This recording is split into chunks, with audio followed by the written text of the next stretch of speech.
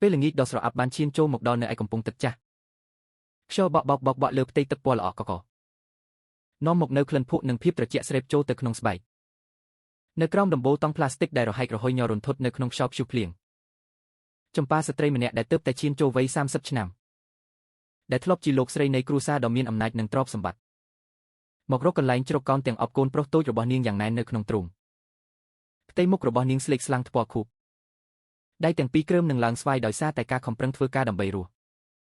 រីឯកែវភ្នែកពោពេញទៅដោយភាពហត់នឿយនៃបេះដូងដែលត្រូវបានវាសនាជន់ឈ្លេខ្ទេចខ្ទីគ្មាននរណាម្នាក់ដឹងឡើយថាកាលពី5ឆ្នាំមុននាងបានដើរចេញពីវិឡាដ៏ប្រណីតដែលមានភ្លើងពណ៌លឿងមានសច្ចេះតែចង់ជាមួយនឹងវ៉ាលីតូចមួយនិងអាចកំបាំងមួយដែលអាចធ្វើឲ្យគ្រួសារដ៏ធំមួយត្រូវរង្គោះរង្គើស្ត្រីម្នាក់ដែលធ្លាប់លះបង់គ្រប់យ៉ាងដើម្បីស្នេហាទីបំផុតបែរជាត្រូវមនុស្សដែលខ្លួនស្រឡាញ់បំផុតរុញច្រានឲ្យធ្លាក់ទៅក្នុងភាពក្រីក្រលំបាកតោកយ៉ាប់បំផុតប៉ុន្តែអ្វីដែលគួរឲ្យហួសចិត្តនោះគឺបុរសដែលបានបោះបង់នាងកាលពីថ្ងៃនោះមិនដែលដឹងឡើយថាខ្លួនឯងមានកូនប្រុសម្នាក់តើអ្វីទៅដែលធ្វើឲ្យចំណងឈាមជ័រត្រូវបែកបាក់រហូតដល់ឪពុកនិងកូនត្រូវឈរនៅចំពោះមុខគ្នាក្នុងនាមជាមនុស្សប្លែកមុខប្រសិនបើអ្នកជឿជាក់ថានៅលើโลกនេះគ្មានការឈឺចាប់ណាមួយដែលគ្មានន័យឡើយសូមនៅជាមួយយើងខ្ញុំរហូតដល់ទីបញ្ចប់នៃសាច់រឿងនេះហើយប្រសិនបើបេះដូងរបស់អ្នកញាប់ញ័រចំពោះទឹកភ្នែកនៃក្តីស្រឡាញ់ដែលខកខានសូមចុចប៊ូតុង Subscribe និងបន្សល់ទុកនៅមតិយោបល់ដ៏ស្មោះត្រង់មួយព្រោះថាមិនដឹងជាយ៉ាងម៉េច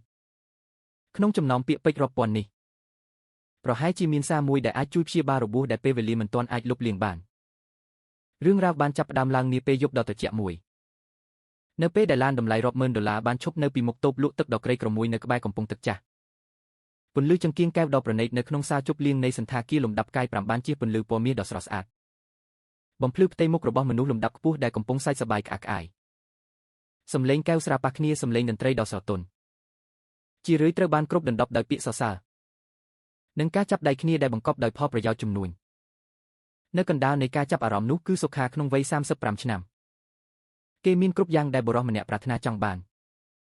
ឋានៈអំណាចនិងទ្រព្យសម្បត្តិដ៏មហាសាលដែលទើបតែដំឡើងបន្ថែមទៀតបន្ទាប់ពីគម្រោងសាងសង់បុរីលំដាប់ខ្ពស់នៅភាគខាងត្បូងត្រូវបានចុះហត្ថលេខាជោគជ័យមនុស្សជាច្រើនសម្លឹងមើលសុខាដោយខ្សែភ្នែកកោតសរសើរលោភលន់និងច្រណែនពួកគេសរសើរថាគេជាមនុស្សពូកែជាអ្នកប្រមាញ់ដ៏មានឥទ្ធិពលក្នុងជំនួញសុខាញឹមរាក់ទាក់ឆ្លើយតបវិញយ៉ាងថ្លៃថ្នូរមិនលើសមិនខ្វះមួយម៉ាត់ឡើយគេបានទម្លាប់ទៅហើយជាមួយនឹងការដើរតួជាអ្នកជំនួញដ៏ជោគជ័យនិងល្អឥតខ្ចោះម្នាក់ប៉ុន្តែគ្មាននរណាម្នាក់ដឹងឡើយថានៅពីក្រោយស្នាមញឹមដ៏មានរបៀបរៀបរយនោះចិត្តរបស់គេគឺទេស្អាតអារម្មណ៍នៃជ័យជំនះដែលធ្លាប់ធ្វើឲ្យគេរំភើបកាលពី10ឆ្នាំមុនឥឡូវនេះគ្រាន់តែដូចជាទឹកស្អាតមួយកែវសាបរលាបនឹងមិនអាចធ្វើឲ្យបេះដូងរបស់គេមានភាពកក់ក្ដៅបានឡើយពិធីជប់លៀងបានអូសបន្លាយរហូតដល់ពាក់កណ្ដាលយប់នៅពេលដែលភ្ញៀវចុងក្រោយបានឡើងឡានត្រឡប់ទៅវិ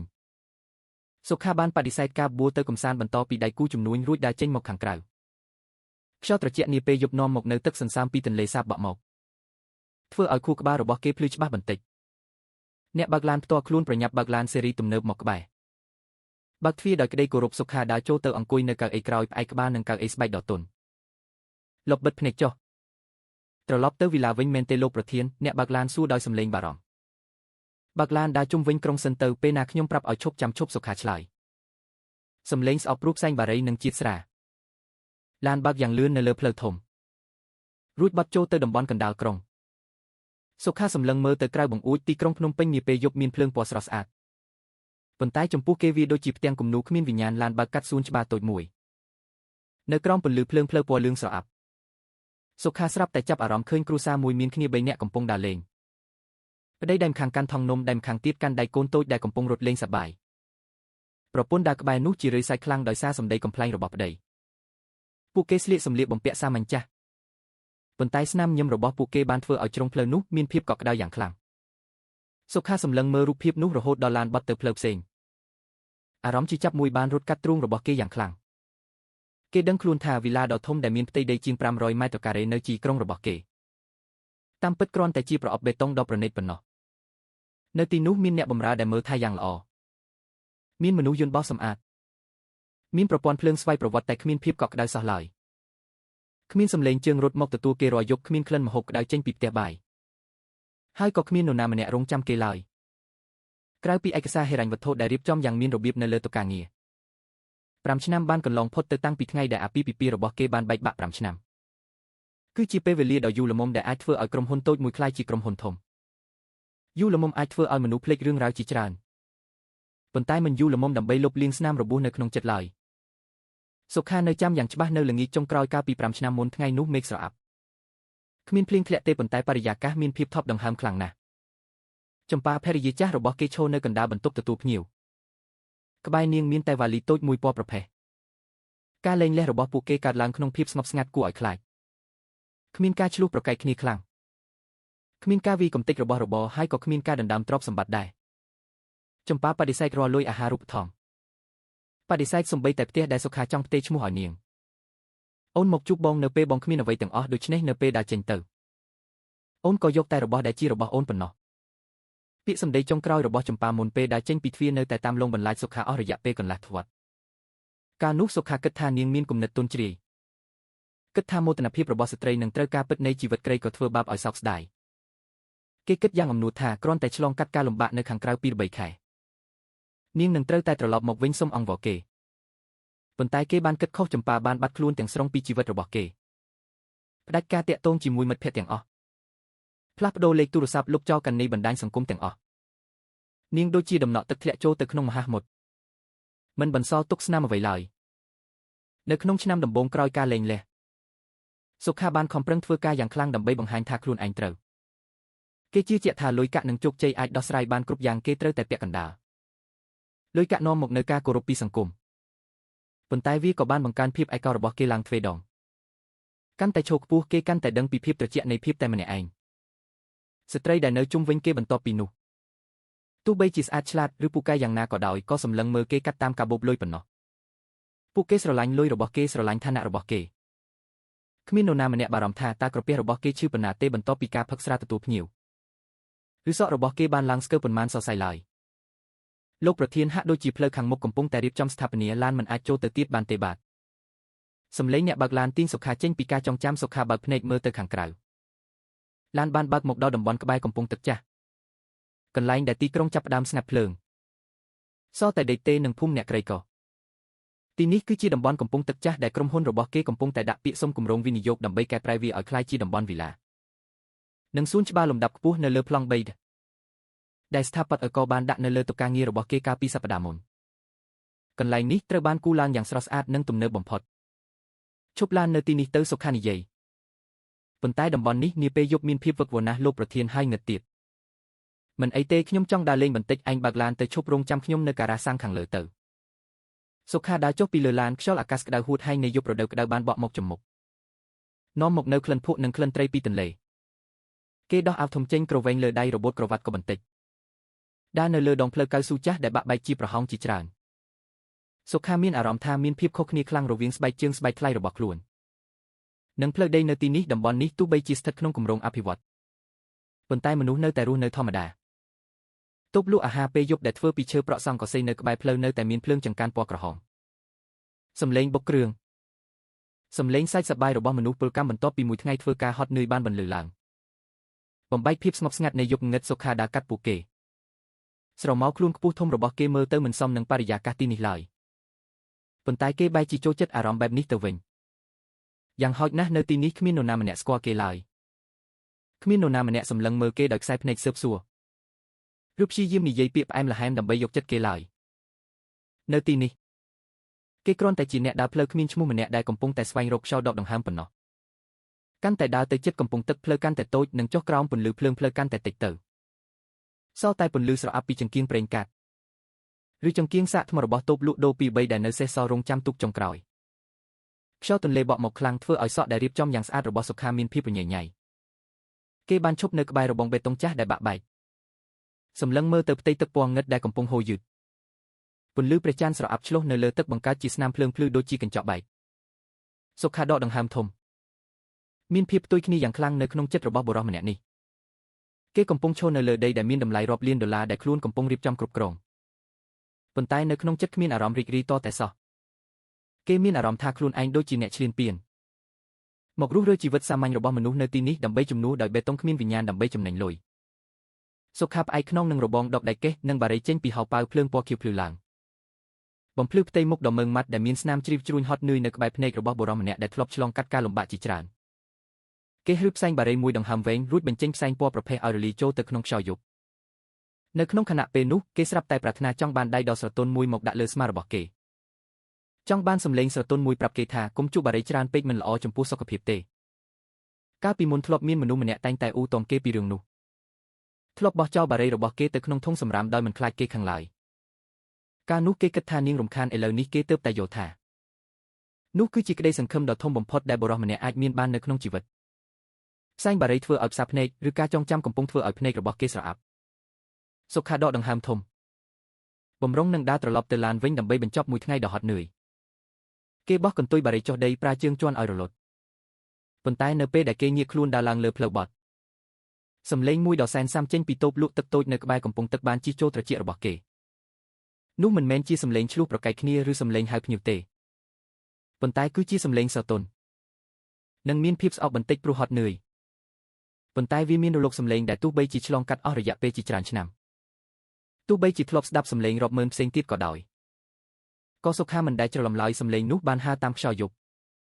ស្រាលស្ដើងប៉ុន្តែមានកម្លាំងទាញជើងទាំងពីររបស់សុខាឲ្យឈរថ្មឹងលើដីគេឈរថ្មឹងកណ្ដាលផ្លូវដីដង្ហើមចាប់ផ្ដើមច្របូកច្របល់ក្នុងមួយខណៈសុខាសង្ស័យត្រចៀកខ្លួនឯងគេគិតថាប្រហែលជាជាតិស្រាពីពិធីជប់លៀងលីលំនឹងភាពឯកោជាច្រើនឆ្នាំបានបង្កើតជាការបំភាន់ត្រចៀកដ៏សាហាវប៉ុន្តែនៅពេលគេព្យាយាមប្រមូលអារម្មណ៍ស្ដាប់ម្ដងទៀតសំឡេងនោះបានបន្លឺឡើងយ៉ាងច្បាស់លាស់ចេញពីក្រោយផ្ទាំងតង់ផ្លាស្ទិកពណ៌ខៀវឆ្នូតដែលកំពុងតែហើរតាមខ្យល់ទាំងអស់15,000 រៀលកាន់លុយអាប់ពី000 រៀលនេះទៅសុខាងាកខ្លួនយឺតចម្ងាយប្រហែល10ម៉ែត្រពីគេគឺជាតូបលក់ទឹកសាមញ្ញមួយស្ថិតនៅក្រោមដើមគីចាស់មួយតូបនោះមានតែទឹកឈើទាបចាស់មួយនិងកៅអីជ័រពណ៌ខៀវក្រហមពីរបីរៀបចំមិនសូវមានរបៀបនៅលើដីពន្លឺភ្លើងតែមួយគត់ចេញពីតូបនោះគឺចង្គៀងសាកថ្មដូចមួយព្យួរលើមេគីជាពន្លឺពណ៌ស្រអាប់ធ្វើឲ្យគ្រប់យ៉ាងជុំវិញមានភាពស្ងប់ស្ងាត់យ៉ាងខ្លាំងសុខាដើរចូលទៅជិតមួយជំហានម្ដងយឺតហាក់ដូចជាបារម្ភថាសំឡេងស្បែកជើងស្បែករបស់ខ្លួននឹងធ្វើឲ្យរូបភាពបំភាន់ភ្នែកនេះបែកខ្ទេចខ្ទេអញ្ចឹងគេឈរលាក់ខ្លួននៅពីក្រោយដើមគៀរធំប្រើប្រាស់ភាពងឹតនៃស្លឹកឈើដើម្បីលាក់ខ្លួនពីជ្រុងនេះគេអាចមើលឃើញគ្រប់យ៉ាងនៅខាងក្នុងតូបបុរសម្នាក់អាយុពាក់កណ្ដាលស្លៀកពាក់សាមញ្ញដើរចេញពីកៅអីកាន់ដបទឹកពីដៃស្ត្រីម្នាក់នោះរួចដើរចុះទៅកំពង់ទូកនៅពេលភ្ញៀវដើរទៅបាត់ស្ត្រីម្នាក់នោះទើបតែអង្គុយចុះយឺតលើកៅអីជ័រតូចនាងអន់ក្បាលប្រើប្រាស់កន្សែងនៅលើស្មាដើម្បីជូតញើសនៅលើថ្ងាសនិងនៅក្រោមពន្លឺចង្គៀងស្រអាប់ផ្ទៃមុខរបស់នាងបង្ហាញយ៉ាងច្បាស់ទ្រូងរបស់សុខាឡើងណែនអារម្មណ៍ស្ពឹកស្រពន់រត់ពីខ្នងឡើងដល់ក្បាលគឺចំប៉ា5ឆ្នាំមិនបានជួបស្ត្រីដែលធ្លាប់ជាយុវវ័យទាំងមូលរបស់គេស្ត្រីដែលធ្លាប់ឈរក្បែរគេនៅក្នុងរូបថតការដ៏ស្រស់ស្អាតឥឡូវនេះកំពុងអង្គុយនៅទីនេះក្បែរគំនរដុកទឹកនិងថង់គ្រាប់ផ្កាឈូករត់ពេលវេលានិងភាពលំបាកនៃជីវិតបានបន្សល់ទុកនៅស្នាមរបួសនៅលើរាងកាយរបស់នាងសក់វែងខ្មៅស្អាតដែលគេធ្លាប់ថែទាំកាលពីមុនឥឡូវនេះត្រូវបានចងឡើងយ៉ាងប្រញាប់ប្រញាល់ដោយដង្កៀបជ័រថោកសរសៃសក់ពីរបីសរសៃធ្លាក់ចុះមកក្បែរត្រចៀកស្បែកដែលធ្លាប់ស្អាតរបស់កូនស្រីទីក្រុងឥឡូវនេះប្រែជាពណ៌ស្រអាប់ដោយសារកម្ដៅថ្ងៃបង្ហាញពីភាពហត់នឿយនៅក្បែរភ្នែកនិងថ្ងាសនាងស្លៀកសម្លៀកបំពាក់ពលកម្មចាស់ជើងខោសឹកឡើងដល់កំភួនជើងបង្ហាញឲ្យឃើញស្បែកជើងជ័រដែលសឹកកែងសុខាឈរថ្មឹងនៅក្នុងក្បាលរបស់គេមានការឆ្លោះប្រកែកគ្នាយ៉ាងខ្លាំងមោទនភាពរបស់មនុស្សដែលជោគជ័យនិងមានលុយបានបាក់ខ្ទេចខ្ទីនៅចំពោះមុខការពិតដ៏លំបាកនេះគេធ្លាប់គិតថាបន្ទាប់ពីដើរចេញពីគេនាងនឹងស្វែងរកជីវិតស្ងប់ស្ងាត់ឬយ៉ាងហោចណាស់ក៏មិនលំបាកដល់ថ្នាក់នេះដែរគេមិនដែលគិតសោះថាភរិយាចាស់របស់ខ្លួនត្រូវមកទទួលលុយរីពីរបីរៀលក្រោកឈរអង្គុយចុះចាក់ទឹកតែឲ្យអ្នកពលកម្មធ្ងន់នៅកំពង់ទឹកបែបនេះសោះឡើយអារម្មណ៍អាណិតនិងវិបដិសារីបានកើនឡើងណែនបំពង់ក៏គេសម្លឹងមើលដៃទាំងពីររបស់ខ្លួនដៃដែលស្អាតនិងទន់ដែលទើបតែចុះហត្ថលេខាលើគម្រោងរាប់លានដុល្លារចំនួនលុយនៅក្នុងកាបូបដៃដែលគេទុកចោលនៅក្នុងវិឡាប្រហែលជាស្មើនឹងលុយដែលចម្ប៉ាអង្គុយលក់ទឹកនៅទីនេះពេញមួយឆ្នាំទាំងខ្យល់ភ្លៀងភាពផ្ទុយគ្នានោះដូចជាការទះកំភ្លៀងយ៉ាងខ្លាំងលើមោទនភាពរបស់គេមានបានដើម្បីអ្វីគេជោគជ័យដើម្បីអ្វីនៅពេលដែលស្ត្រីតែម្នាក់គត់ដែលគេធ្លាប់ហៅថាប្រពន្ធគឺកំពុងតែទ្រាំទ្រនឹងជីវិតដ៏លំបាកបែបនេះដោយគេមិនដឹងសោះឡើយចម្ប៉ាមិនដឹងថាមានមនុស្សកំពុងមើលខ្លួនឡើយនាងក្រោកឈរដើរទៅក្បែរធុងទឹកកកអន់ខ្លួនរៀបចំដបទឹកដែលនៅសេសសល់ឲ្យមានរបៀបនៅក្នុងកន្ត្រកក្នុងអាវរបស់នាងសាមជោគដោយសារញើសជាប់នឹងស្បែកបង្ហាញឲ្យឃើញឆ្អឹងស្មាស្គមគួរឲ្យអាណិតនាងស្គមជាងមុនឆ្ងាយណាស់រាល់សកម្មភាពរបស់នាងបង្ហាញពីការទ្រាំទ្រនិងការអត់ធ្មត់ខ្ពស់បំផុតដែលជាការអត់ធ្មត់របស់មនុស្សដែលឆ្លងកាត់ការលំបាកជាច្រើនរហូតដល់លែងដឹងថាការឈឺចាប់ជាអ្វីហើយ សុខាបំរុងនឹងដើរចេញទៅគេចង់រត់ទៅចាប់ស្មារបស់នាងចង់សួរនាងថាហេតុអ្វីបានជាធ្វើបាបខ្លួនឯងដល់ថ្នាក់នេះចង់ប្រាប់នាងឲ្យបោះបង់របស់ទាំងនេះទៅដើម្បីគេនាំនាងត្រឡប់ទៅវិញប៉ុន្តែនៅពេលដែលជើងរបស់គេបំរុងនឹងដើរចេញពីភាពងឹតនៃដាំគីសំឡេងមួយចេញពីជ្រុងតង់ផ្លាស្ទិកនៅពីក្រោយតូបបានធ្វើឲ្យគេឈប់ភ្លាមនោះគឺជាជ្រុងតូចមួយដែលត្រូវបានបិទជិតដោយតង់ផ្លាស្ទិកចាស់ខាងក្នុងមានគ្រែដែកបត់មួយប្រភេទថោកពីក្នុងកន្លែងងឹតនោះភួយស្ដើងមួយបានកម្រើកក្បាលតូចមួយដែលមានសក់ទន់រញ៉េញ៉ៃលេចចេញមកក្រៅព្រមទាំងសំឡេងស្ងាត់មួយយ៉ាងគួរឲ្យស្រឡាញ់ចំប៉ាយសំឡេងក៏ប្រញាប់ដាក់ដបទឹកចុះភាពហត់នឿយនៅលើមុខរបស់នាងបានបាត់បង់ក្នុងមួយប៉ព្រិចភ្នែកជំនួសមកវិញដោយស្នាមញឹមដ៏ស្រទន់និងកក់ក្ដៅយ៉ាងចម្លែកស្នាមញឹមដែលតាំងពីពេលមកឈរមើលរហូតដល់ពេលនេះសុខាមិនទាន់ឃើញមាននៅលើបូមាត់របស់នាងឡើយនាងដើរយ៉ាងលឿនទៅក្បែរគ្រែបត់អន់ខ្លួនចុះសំឡេងស្រទន់ដូចជាខ្យល់ដកដង្ហើមពោពេញដោយការការពារសេឡាភ្ញាក់ហើយមែនទេកូនម៉ាក់នៅទីនេះមិនអីទេកូនមេឃមិនទាន់ភ្លឺទេកូនគេងបន្តិចទៀតទៅកូនក្មេងតូចក្រោកអង្គុយញីភ្នែកដែលកំពុងងុយគេងនោះគឺជាក្មេងប្រុសម្នាក់អាយុប្រហែល4ឆ្នាំស្លៀកពាក់អាវយឺតចាស់ដែលធំជាងខ្លួនបន្តិចក្មេងនោះមិនបានយំទាអ្វីឡើយនៅពេលភ្ញាក់ខ្លួននាពេលយប់ផ្ទុយទៅវិញវាបានអបបចម្ប៉ាយ៉ាងណែននៅពេលនាងលើកវាបីនៅក្នុងដៃចម្ប៉ាអង្គុយចុះលើកៅអីជ័រអបកូននៅក្នុងទ្រូងយកខ្លួនយឺតដូចជាកំពុងបំពេកូនឲ្យគេងលក់វិញ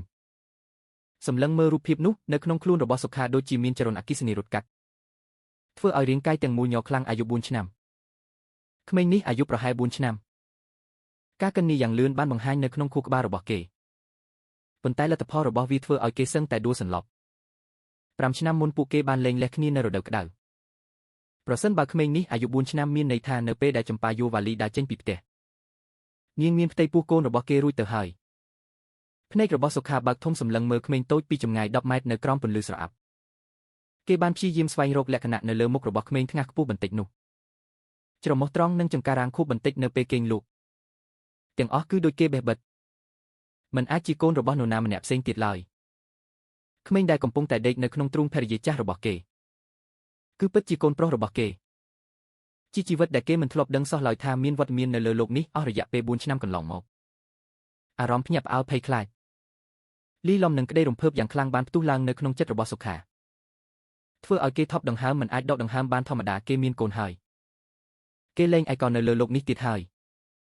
ប៉ុន្តែក្តីរំភើបដ៏ខ្លីនោះត្រូវបានជំនួសវិញភ្លាមដោយការឈឺចាប់និងសោកស្ដាយជាពន់ពេកកូនប្រុសរបស់គេឈាមជ័ររបស់មនុស្សម្នាក់ដែលអាចទិញដីទាំងមូលនេះដោយមិនបាច់គិតឥឡូវនេះបែរជាត្រូវធំឡើងនៅក្នុងតង់ផ្លាស្ទិកចាស់នៅក្បែរកំពង់ទឹកត្រូវដកដង្ហើមយកផ្សែងដីនិងភាពត្រជាក់នាពេលយប់ត្រូវដេកនៅលើគ្រែបត់ចាស់កណ្ដាលសំឡេងអ៊ូអរនៃមនុស្សពលកម្មសុខាយកដៃស្ទាបដាំគីក្រចកដៃចាក់ចូលសម្បកឈើរហូតដល់ហូរឈាមដើម្បីកុំឲ្យខ្លួនឯងស្រែកយំខ្លាំងទឹកភ្នែករបស់គេដែលជាទឹកភ្នែកធ្លាប់គិតថាបានរីងស្ងួតអស់ហើយកាលពីឆ្នាំធ្វើជំនួញឥឡូវនេះហូរស្រោចមុខធ្វើឲ្យរូបភាពពីមុខស្រអាប់គេឃើញចម្ប៉ាកំពុងតែកាន់ផ្លិតស្លឹករឹតបក់មូសឲ្យកូនថ្នមជារឿយថាប់ថ្ងាសកូននាងកំពុងការពារកូនរបស់គេដោយគ្រប់យ៉ាងដែលនាងមានដោយរាងកាយស្គមស្គាំងដែលទ្រាំទ្រនឹងការលំបាកនៃជីវិតកូនតូចនៅក្នុងទ្រូងម្ដាយប៉ុន្តែហាក់ដូចជាកម្ដៅថ្ងៃក្ដៅនិងសំឡេងមូសធ្វើឲ្យវាមិនអាចគេងលក់ស្កប់ស្កល់ឡើយវាបានកម្រើកខ្លួនងាកក្បាលទៅទីដែលផ្លូវបត់ចុះកំពង់ទឹកភ្នែកធំពណ៌ខ្មៅរបស់ក្មេងបានសម្លឹងចំមកដាំគីចាស់កន្លែងដែលសុខាកំពុងលាក់ខ្លួនក្នុងភាពងឹតជាមួយនឹងទឹកភ្នែកហូរស្រោចមុខនិងបេះដូងដែលបាក់ខ្ទេចភ្នែករបស់ក្មេងគឺស្អាតស្អំគ្មានភាពល្អក់កឡើយដូចជាផ្ទៃទឹកបឹងស្ងប់ស្ងាត់ឆ្លុះចំភាពងឹតកន្លែងដែលសុខាកំពុងឈរខ្សែភ្នែកដ៏ស្មោះត្រង់នោះមានកម្លាំងម្យ៉ាងធ្វើឲ្យដង្ហើមរបស់សុខាគាំងនៅក្នុងទ្រូងគេជ្រុលស្ងៀមមិនហ៊ានកម្រើកសូម្បីតែទឹកភ្នែកដែលហូរចុះមកក៏មិនហ៊ានជូតដែរគម្លាត10ម៉ែត្ររវាងដាំគីនិងតូបលក់ទឹកស្រាប់តែរួមតូចនិងស្ងប់ស្ងាត់រហូតដល់គេគិតថាអាចជឿសំឡេងបេះដូងខ្លួនឯងលោតខ្លាំងរាល់វិនាទីសេឡាញីភ្នែកក្នុងគំនិតសាមញ្ញរបស់ក្មេងអាយុ4ឆ្នាំដែលមិនធ្លាប់ដើរចេញពីកំពង់ទឹកនេះនាពេលយប់ការឃើញស្រមោលមនុស្សខ្ពស់ធំឈរស្ងៀមនៅក្រោមដើមឈើមិនបានធ្វើឲ្យវាភ័យខ្លាចឡើយប៉ុន្តែបែរជាធ្វើឲ្យវាចង់ដឹងចង់ឃើញទៅវិញក្មេងតូចងើបខ្លួនចេញពីទ្រូងរបស់ចម្ប៉ាដៃតូចចំខាងតោងអាវម្ដាយដៃម្ខាងទៀតចង្អុលចំទៅកាន់សុខាម៉ាក់មានពូម្នាក់ឈរនៅទីនោះសំឡេងក្មេងតូចនិយាយច្បាស់បានបន្លឺឡើងកណ្ដាលភាពស្ងប់ស្ងាត់ចម្ប៉ាភ្ញាក់ព្រឺតតាមសភាពគត់នៃម្ដាយតូដែលតែងតែរស់នៅក្នុងការការពារខ្លួននាងបានអបកូនឲ្យណែននៅក្នុងទ្រូងភ្លាមរួចងើបក្បាលសម្លឹងមើលតាមម្រាមដៃកូនចង្អុលនៅក្រោមពន្លឺចង្កៀងស្រអាប់ខ្សែភ្នែករបស់ចម្ប៉ាបានជួបចំសុខាទោះបីជាភាពងឹតមានកម្រិតណា ទោះបីជាពេលវេលាបានកន្លងផុតទៅ5ឆ្នាំក៏ដោយក៏ស្រមោលខ្លួនរបស់បុរសម្នាក់នោះរបៀបដែលគេឈោបអៀងខ្លួនទៅខាងឆ្វេងបន្តិចនៅពេលមានសម្ពាធក្នុងចិត្តគឺជារបស់ដែលចម្ប៉ាសម្គាល់បានភ្លាមក្នុងមួយប៉ព្រិចភ្នែកសុខាឃើញស្មារបស់ចម្ប៉ាញ័រតិចមុខរបស់នាងនៅក្រោមភ្លើងប្រែជាស្លេកស្លាំងបូមាត់ខំណែនរហូតដល់គ្មានឈាមនាងមិនបានស្រែកឡើយហើយក៏មិនបានក្រោកឈររត់ដែរនាងគ្រាន់តែអង្គុយស្ងៀមដូចជារូបចម្លាក់ថ្មភ្នែកបើកធំសម្លឹងចំមុខភាពងឹតនៅក្រោមដើមគីនៅក្នុងភ្នែកនោះគ្មានក្តីរំភើបនៃការជួបគ្នាឡើងវិញឡើយ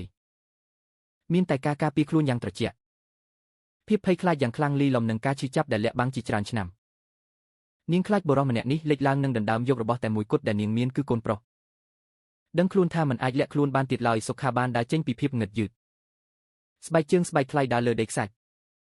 បង្កើតជាសម្លេងលាន់ញើរាល់ជំហានដើររបស់គេមានទម្ងន់ធ្ងន់ណាស់នៅពេលគេដើរចូលទៅក្នុងពន្លឺស្រអាប់នៃចង្កៀងក្អៅដែលរបូតរបួសនិងទឹកភ្នែកនៅលើមុខរបស់គេត្រូវបានបង្ហាញយ៉ាងច្បាស់គេសម្លឹងមើលចម្ប៉ាបូមាត់កម្រើកប៉ុន្តែមិនអាចនិយាយចេញជាសម្លេងបានឡើយរាល់ពាក្យសម្ដីពូកែក្នុងចំនួនឥឡូវនេះគ្មានប្រយោជន៍តតែសោះនៅចំពោះមុខស្ត្រីម្នាក់នេះក្មេងតូចឃើញបរោះប្លែកមុខដើរចូលមកជិតវាមិនបានលាក់ខ្លួននៅក្នុងទ្រូងម្ដាយឡើយប៉ុន្តែបែរជាងាកក្បាលសម្លឹងមើលគេយ៉ាងយកចិត្តទុកដាក់មានចំណងឈាមចូលរំយ៉ាងសភាពគត់នៃឪពុកនិងកូនកំពុងតែកើនឡើងនៅក្នុងខ្លួនរបស់ក្មេងតូចវាឃើញបរោះម្នាក់នេះកំពុងយំក្មេងតែងតែសម្គាល់បាននៅការឈឺចាប់របស់មនុស្សធំការឈឺចាប់យ៉ាងខ្លាំងចេញពីភ្នែករបស់សុខាធ្វើឲ្យសេឡាមានអារម្មណ៍សាំយ៉ាងចម្លែកអារម្មណ៍កក់ក្ដៅដែលវាធ្លាប់ឃើញតែនៅក្នុងយោស័ព្ទអំពីមនុស្សម្នាក់ដែលម្ដាយរបស់វាធ្លាប់និយាយប្រាប់ក្មេងតូចស្រាប់តែលែងដៃអោបម្ដាយងាកខ្លួនទៅមុខភ្នែកធំពណ៌ខ្មៅសម្លឹងមើលសុខារួចដោយសារភាពស្មោះត្រង់និងក្តីស្រឡាញ់ចំពោះឪពុករបស់ក្មេងដែលធំឡើងខ្វះខាតក្តីស្រឡាញ់វាបានហៅឡើងសម្លេងតូចប៉ុន្តែច្បាស់ក្បែរកំពុងទឹកប៉ាពាក្យថាប៉ាគឺជាពាក្យដ៏មានតម្លៃថ្លៃខ្លាំងណាស់នៅក្នុងជីវិត4ឆ្នាំកន្លងមករបស់ក្មេងតូចជាពាក្យដែលវាធ្លាប់តែបានរៀនតាមសៀវភៅចាស់ឬក្មេងដទៃទៀតក្នុងភូមិហៅប៉ុន្តែថ្ងៃនេះវាបែរជាប្រើប្រាស់ពាក្យនេះដើម្បីហៅបរិសុទ្ធប្លែកមុខនៅចំពោះមុខខ្លួនទៅវិញសំឡេងហៅនោះនាំមកនៅក្លិនទឹកដោះនិងភាពកក់ក្ដៅរបស់ក្មេងតូចហើរតាមខ្យល់យប់ចាក់ចំត្រជាក់របស់សុខាពាក្យថាប៉ាមួយម៉ាត់នោះដូចជាជ្រុនអគ្គិសនីរត់កាត់ខ្នងបំផ្លាញរាល់អំនួតឋានៈនិងរបាំងខណ្ឌចែកដែលសុខាធ្លាប់សាងសង់ឡើងកន្លងមកជង្គង់របស់គេដូចជាគ្មានកម្លាំងសុខាយំខ្សឹបខ្សួលសម្លេងយំឈឺចាប់ផ្ទុយចេញពីបំពង់គេលុតជង្គង់ចុះលើដីខ្សាច់ដែលប្រឡាក់ដៃទាំងពីរកាន់គៀនទៅឈើចាស់ដើម្បីកុំឲ្យដួលទាំងស្រុងទឹកភ្នែករបស់គេហូរដូចភ្លៀងធ្វើឲ្យសាំខ្សែកអាវគេចង់លើកដៃទៅស្ទាបមុខគួរឲ្យស្រឡាញ់របស់កូនចង់អបកូននៅក្នុងទ្រូងប៉ុន្តែដៃទាំងពីររបស់គេញ័រខ្លាំងនៅកណ្ដាលអាកាសមិនហ៊ានចូលទៅជិតមួយជំហានណាឡើយខ្លាចថាខ្លួននឹងធ្វើឲ្យកូនប្រឡាក់សេឡាមិនត្រូវឲ្យផ្ដេសផ្ដាស់ឡើយសំឡេងរបស់ចម្ប៉ាស្រាប់តែបន្លឺឡើងខ្លាំងនឹងញ័រនោះជាលើកដំបូងដែលនាងនិយាយខ្លាំងដាក់កូនប្រុសសំឡេងស្រែករបស់ម្ដាយធ្វើឲ្យសេឡាភ្ញាក់ព្រឺតបូមាត់តូចរបស់វាបំរុងនឹងយំដៃទាំងពីរប្រញាប់អបកម្ដាយយ៉ាងណែនចម្ប៉ាប្រញាប់ក្រោកឈរឡើងបីកូននៅក្នុងទ្រូងនាងបែរខ្នងដាក់សុខាប្រើប្រាស់ស្រមោលខ្លួនស្គមរបស់នាងដើម្បីបិទបាំងកូនមិនឲ្យសុខាមើលឃើញឡើយបងដើរចេញទៅចម្ប៉ានិយាយសំឡេងរបស់នាងលេងញ័រទៀតហើយប៉ុន្តែប្រែជាត្រជាក់នឹងដាច់អហង្ការគួរឲ្យខ្លាចនាងឈោបែរខ្នងដាក់គេស្មាឡើងរឹងនៅទីនេះគ្មាននរណាម្នាក់ជាកូនរបស់បងឡើយយប់ជ្រៅហើយទូបរបស់ខ្ញុំក៏រៀបចំលក់ដូររួចរាល់ដែរសូមបងត្រឡប់ទៅវិញទៅចម្ប៉ាអូនសុខាស្អកសំឡេងហើយរបស់គេបាក់ខ្ទេចខ្ទីជាច្រើនចំណែកគេក្រោកឈរឡើងដោយជើងដែលញាប់ញ័រសម្លឹងមើលខ្នងស្គមរបស់ភរិយាចាស់ចិត្តជាចាប់ខ្លាំងណាស់ក្មេងនោះវាជាកូនរបស់ពួកយើងមែនទេហេតុអ្វីបានជាឆ្នាំនោះអូនមិនប្រាប់បងចម្ប៉ាសើចតិចស្នាមសាច់បង្កប់នៅភាពជូរចត់និងការឈឺចាប់នៃ5ឆ្នាំជីវិតលំបាកនាងនៅតែមិនងាកក្បាលមកវិញសំឡេងនិយាយធម្មតាដូចជាកំពុងនិយាយរឿងរបស់នរណាម្នាក់ផ្សេងទៀតប្រាប់បងដើម្បីអ្វីដើម្បីឲ្យម្ដាយរបស់បងយកលុយមួយដុំមកប្រាប់ខ្ញុំថាប្រើប្រាស់កូនដើម្បីទារលុយពីគ្រួសារបងមែនទេឬដើម្បីឲ្យបងដែលរវល់នឹងគម្រោងរាប់លានដុល្លារជារឿយផ្ញើលុយពី3រៀលមកឲ្យម្ដាយកូនខ្ញុំក្មេងម្នាក់នេះជាកូនរបស់ខ្ញុំតែម្នាក់គត់វាមានឈ្មោះថាសេឡាជីវិតរបស់វាគ្រាន់តែត្រូវការសេចក្តីសុខនៅក្បែរកំពង់ទឹកនេះគឺគ្រប់គ្រាន់ហើយមិនអាចឈានទៅដល់ភាពខ្ពង់ខ្ពស់របស់គ្រួសារបងឡើយនិយាយរួចចម្ប៉ាមិនទុកឱកាសឲ្យសុខានិយាយអ្វីទៀតឡើយនាងបីសេឡាដើរយ៉ាងលឿនចូលទៅក្រោយតង់ផ្លាស្ទិកទាញខ្សែរ៉ូទ្វារចាស់ចាក់សោចិត្តកាប់ផ្ដាច់ការតាក់ទងទាំងអស់ជាមួយពិភពខាងក្រៅភ្លើងចង្គៀងសាកថ្មនៅខាងក្រៅតូបក៏ត្រូវបាននាងបិទភ្លាមធ្វើឲ្យកំពង់ទឹកទាំងមូលធ្លាក់ចូលទៅក្នុងភាពងឹតស្លុប សុខាឈោថ្មឹងកណ្ដាលយប់ងឹតខ្យល់ទន្លេនៅតែបក់ខ្លាំងនាំមកនូវភាពត្រជាក់ប៉ាស្បែកប៉ុន្តែមិនត្រជាក់ស្មើនឹងភាពត្រជាក់នៅក្នុងចិត្តរបស់គេឡើយគេសម្លឹងមើលតង់ផ្លាស្ទិកស្ងប់ស្ងាត់នៅចំពោះមុខនៅខាងក្នុងនោះកូនប្រុសរបស់គេនិងស្ត្រីដែលគេធ្លាប់ស្រឡាញ់កំពុងស្ថិតនៅទីនោះគម្លាតត្រឹមតែស្រទាប់តង់ស្ដើងមួយប៉ុណ្ណោះប៉ុន្តែបែរជាឆ្ងាយដូចជានៅសងខាងពិភពលោកអញ្ចឹងសុខាដកដង្ហើមធំដើម្បីប្រមូលស្មារតីឡើងវិញសភាពគត់នៃមនុស្សម្នាក់ដែលធ្លាប់ឆ្លងកាត់ការលំបាករាប់រយក្នុងចំនួនបានប្រាប់គេថាប្រសិនបើឥឡូវនេះគេគូសទ្វារប្រសិនបើគេប្រើប្រាស់អំណាចឬលុយកាក់ដើម្បីបង្ខំគេនឹងបាត់បង់ឱកាសទទួលបានការអត់ទោសពីពួកគេជារៀងរហូតចម្ប៉ាលែងជាកូនស្រីទន់ខ្សោយកាលពីមុនទៀតហើយនាងបានក្លាយជាម្ដាយម្នាក់ដ៏រឹងមាំដើម្បីការពារកូនរបស់ខ្លួនបើចង់ចូលទៅក្នុងជីវិតរបស់ពួកគេម្ដងទៀតគេត្រូវតែដើរមួយជំហានម្ដងយឺតនិងប្រុងប្រយ័ត្នបំផុតសុខាងាកខ្លួនដើរឡើងលើផ្លូវបត់គេដកទូរស័ព្ទចេញពីហោប៉ៅពន្លឺទូរស័ព្ទជាឡើងក្នុងភាពងឹតឯកោគេចុចលេខទូរស័ព្ទរបស់ជំនួយការផ្ទាល់ការហៅទូរស័ព្ទត្រូវបានឆ្លើយតបភ្លាមលោកប្រធានខ្ញុំកំពុងស្ដាប់បាតសំឡេងជំនួយការនិយាយច្បាស់លាស់សុខាឈប់នៅខាងលើផ្លូវបត់សម្លឹងមើលទៅតូបលក់ទឹកដែលល្ងិតភ្លើងនៅក្បែរកំពង់ទឹកសំឡេងរបស់គេមុតស្រួចនិងមើងម៉ាត់បំផុតបញ្ឈប់រាល់ការងារបច្ចុប្បន្នទាំងអស់ឯងប្រញាប់ស៊ើបអង្កេតឲ្យខ្ញុំភ្លាមអំពីជីវិតរបស់ចម្ប៉ាតាំងពីថ្ងៃដែលនាងដើរចេញពីផ្ទះកាលពី5ឆ្នាំមុនស្វែងរកថានាងរស់នៅណាធ្វើការអ្វីហេតុអ្វីបានជាលំបាកដល់ថ្នាក់នេះខ្ញុំចង់បានរបាយការណ៍លម្អិតបំផុតនៅលើតុការងាររបស់ខ្ញុំមុនម៉ោង6ព្រឹកថ្ងៃស្អែកដាច់ខាតមិនត្រូវឲ្យរំលងព័ត៌មានតូចណាមួយឡើយឡានស៊េរីទំនើបបើកយ៉ាងលឿននាពេលយប់ជ្រៅខាងក្នុងឡានមានភាពស្ងប់ស្ងាត់ខ្លាំងរហូតដល់ឮសំឡេងម៉ាស៊ីនដំណើរការសុខាអង្គុយនៅកៅអីក្រោយភ្នែកសម្លឹងមើលទៅក្រៅបង្អួចប៉ុន្តែស្មារតីច្របូកច្របល់អស់ពន្លឺភ្លើងផ្លូវជិះចំមុខរបស់គេជាស្នាមភ្លើងងឹតឆ្លាស់គ្នានាឡិកាបង្ហាញម៉ោង3ព្រឹកចំពោះពិភពលោកខាងក្រៅនេះគឺជាពេលវេលាដែលគ្រប់យ៉ាងកំពុងគេងលក់ស្កប់ស្កល់ប៉ុន្តែចំពោះសុខាការពិនិត្យមើលចិត្តខ្លួនឯងដ៏ឈឺចាប់ទើបតែចាប់ផ្ដើមប៉ុណ្ណោះនៅពេលឡានឈប់នៅមុខរបងវិឡាននៅជីក្រុងសុខាមិនបានដើរចូលផ្ទះឡើយគេប្រាប់អ្នកបើកឡានឲ្យត្រឡប់ទៅសម្រាប់ចុះចំណែកគេនៅតែអង្គុយនៅក្នុងឡានតែម្នាក់ឯង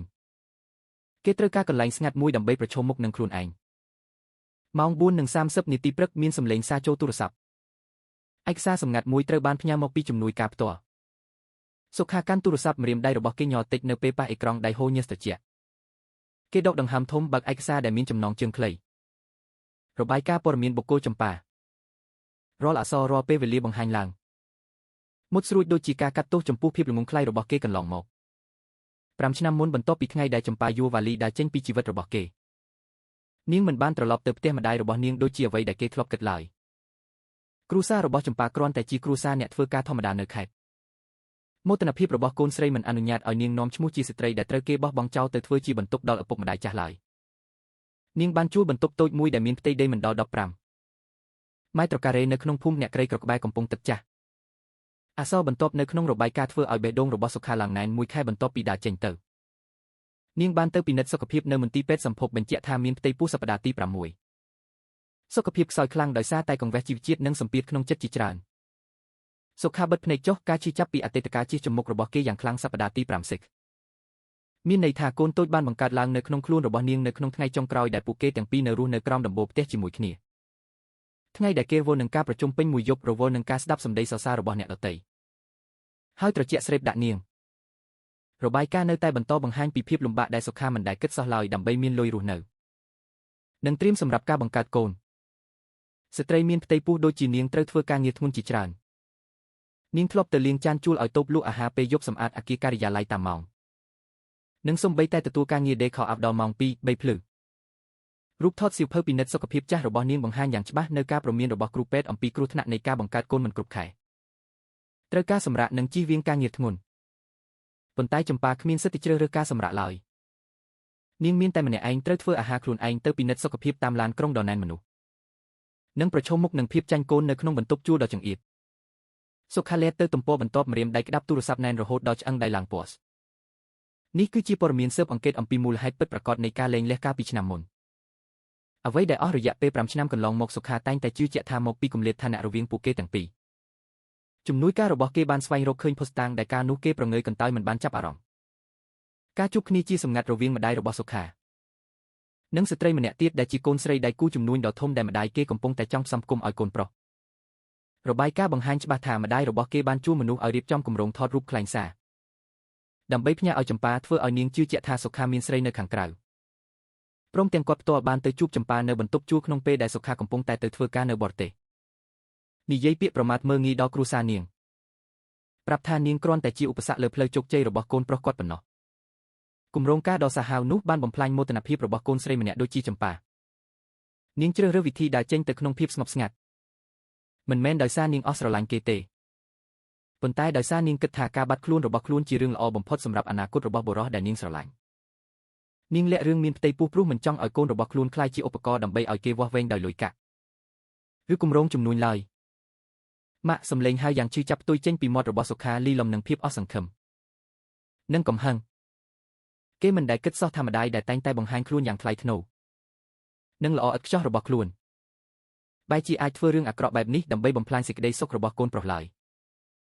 រីឯគេដែលជាមនុស្សតែងតែអំនួតថាឆ្លាតវៃយល់ដឹងចិត្តដៃគូជំនួញបែរជាខ្លាចជាមនុស្សសងងឹតតងល់ត្រូវបានម្ដាយខ្លួនឯងបោកប្រាស់តាមគំនិតអ្នកមានគេបានជឿជាក់លើភាពស្ងប់ស្ងាត់របស់ចម្ប៉ាចាត់ទុកវាជាការគ្មានបេះដូង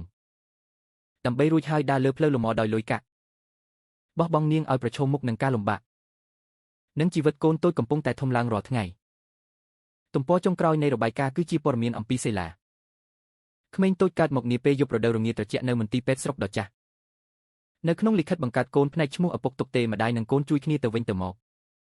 រស់នៅដោយសារក្តីអាណិតរបស់អ្នកភូមិក្រីក្រជិតខាងនៅពេលសេលីអាយុ2ឆ្នាំចម្ប៉ាបានប្រមូលលុយតិចតួចបើកតូបលក់ទឹកតូចមួយក្បែរកំពង់ទឹក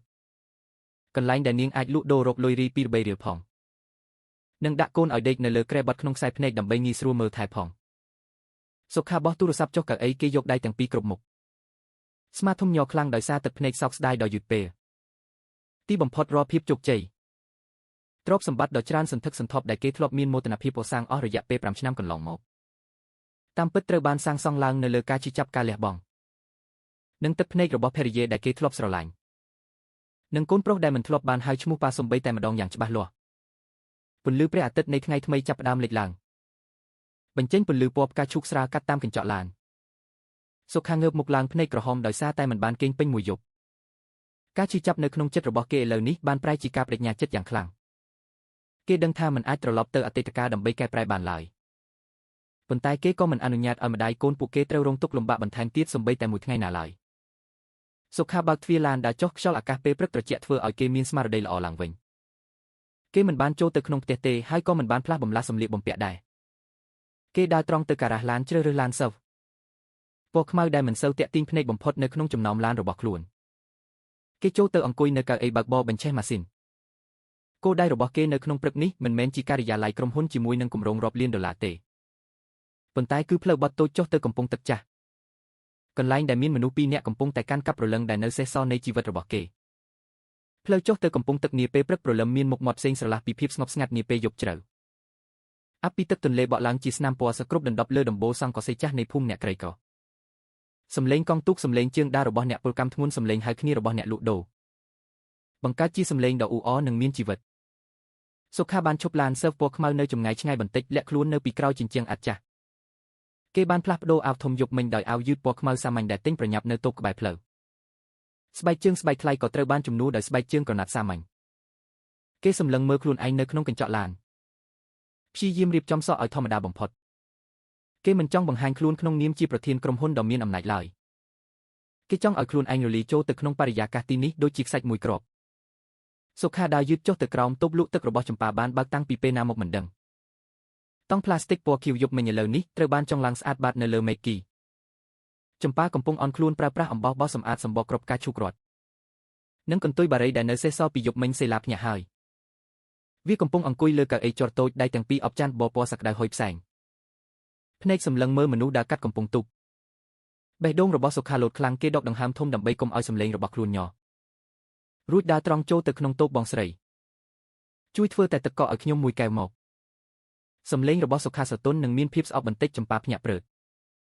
ដៃដែលកំពុងបោះសម្អាតបានឈប់ភ្លាមនាងងើបក្បាលឡើងខ្សែភ្នែករបស់ពួកគេទាំងពីរជួបគ្នាកណ្ដាលអាកាសសុខាឃើញការភ្ញាក់ផ្អើលកំហឹងបន្តិចលេចឡើងក្នុងភ្នែកនាងប៉ុន្តែចម្ប៉ាបានយកមកវិញនៅភាពត្រជាក់យ៉ាងលឿនគួរឲ្យខ្លាចនាងមិនបានដេញគេចេញដូចជាកាលពីយប់មិញឡើយនៅកណ្ដាលថ្ងៃត្រង់ជុំវិញខ្លួនមានអ្នកជិតខាងជាច្រើន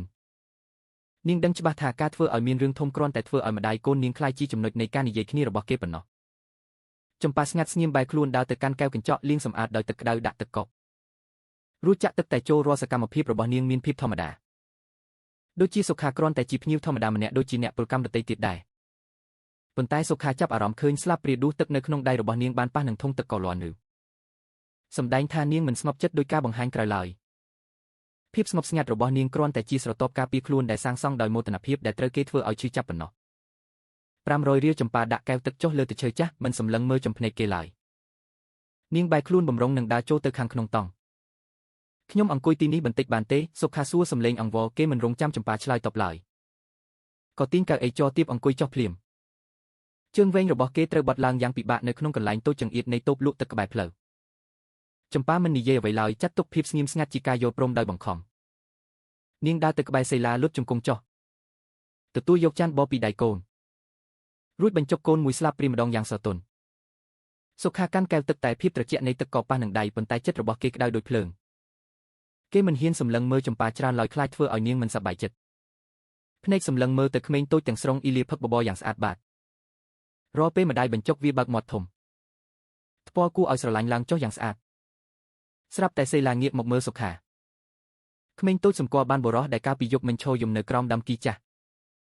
វាញីភ្នែកសម្លឹងមើលអាវយឺតធម្មតារបស់សុខារួចសម្លឹងមើលស្បែកជើងក្រណាត់សាមញ្ញរបស់គេក្មេងមិនដឹងពីរឿងឋានៈឡើយគ្រាន់តែដឹងតាមអារម្មណ៍ធម្មជាតិថ្ងៃនេះបរោះម្នាក់នេះមើលទៅមិនដូចជាលោកម្ចាស់មានអំណាចគួរឲ្យខ្លាចកាលពីយប់មិញទៀតឡើយប៉ុន្តែមានភាពសាមដូចជាពូអ្នកចិត្តខាងម្នាក់ដ៏គួរឲ្យស្រឡាញ់ពូសេឡាហៅតិចបបោមាត់នៅមានប្រឡាក់បបរបន្តិចចម្ប៉ាប្រញាប់ចាប់ស្មាកូនភ្លាមសំឡេងរបស់នាងស្រទន់ចុះប៉ុន្តែបង្ហាញពីការព្រមានច្បាស់លាស់សេឡាញ៉ាំបបរទៅកូនមិនត្រូវនិយាយជាមួយមនុស្សប្លែកមុខឡើយពាក្យថាមនុស្សប្លែកមុខចេញពីមាត់ចម្ប៉ាដូចជាកំបិតចាក់ចំទ្រូងសុខាគេលេបភាពឈឺចាប់ចូលក្នុងចិត្តញឹមដាក់ក្មេងតូចសំឡេងស្រទន់ដែលមិនធ្លាប់មានពីមុនកូនញ៉ាំបបរឲ្យអស់ទៅ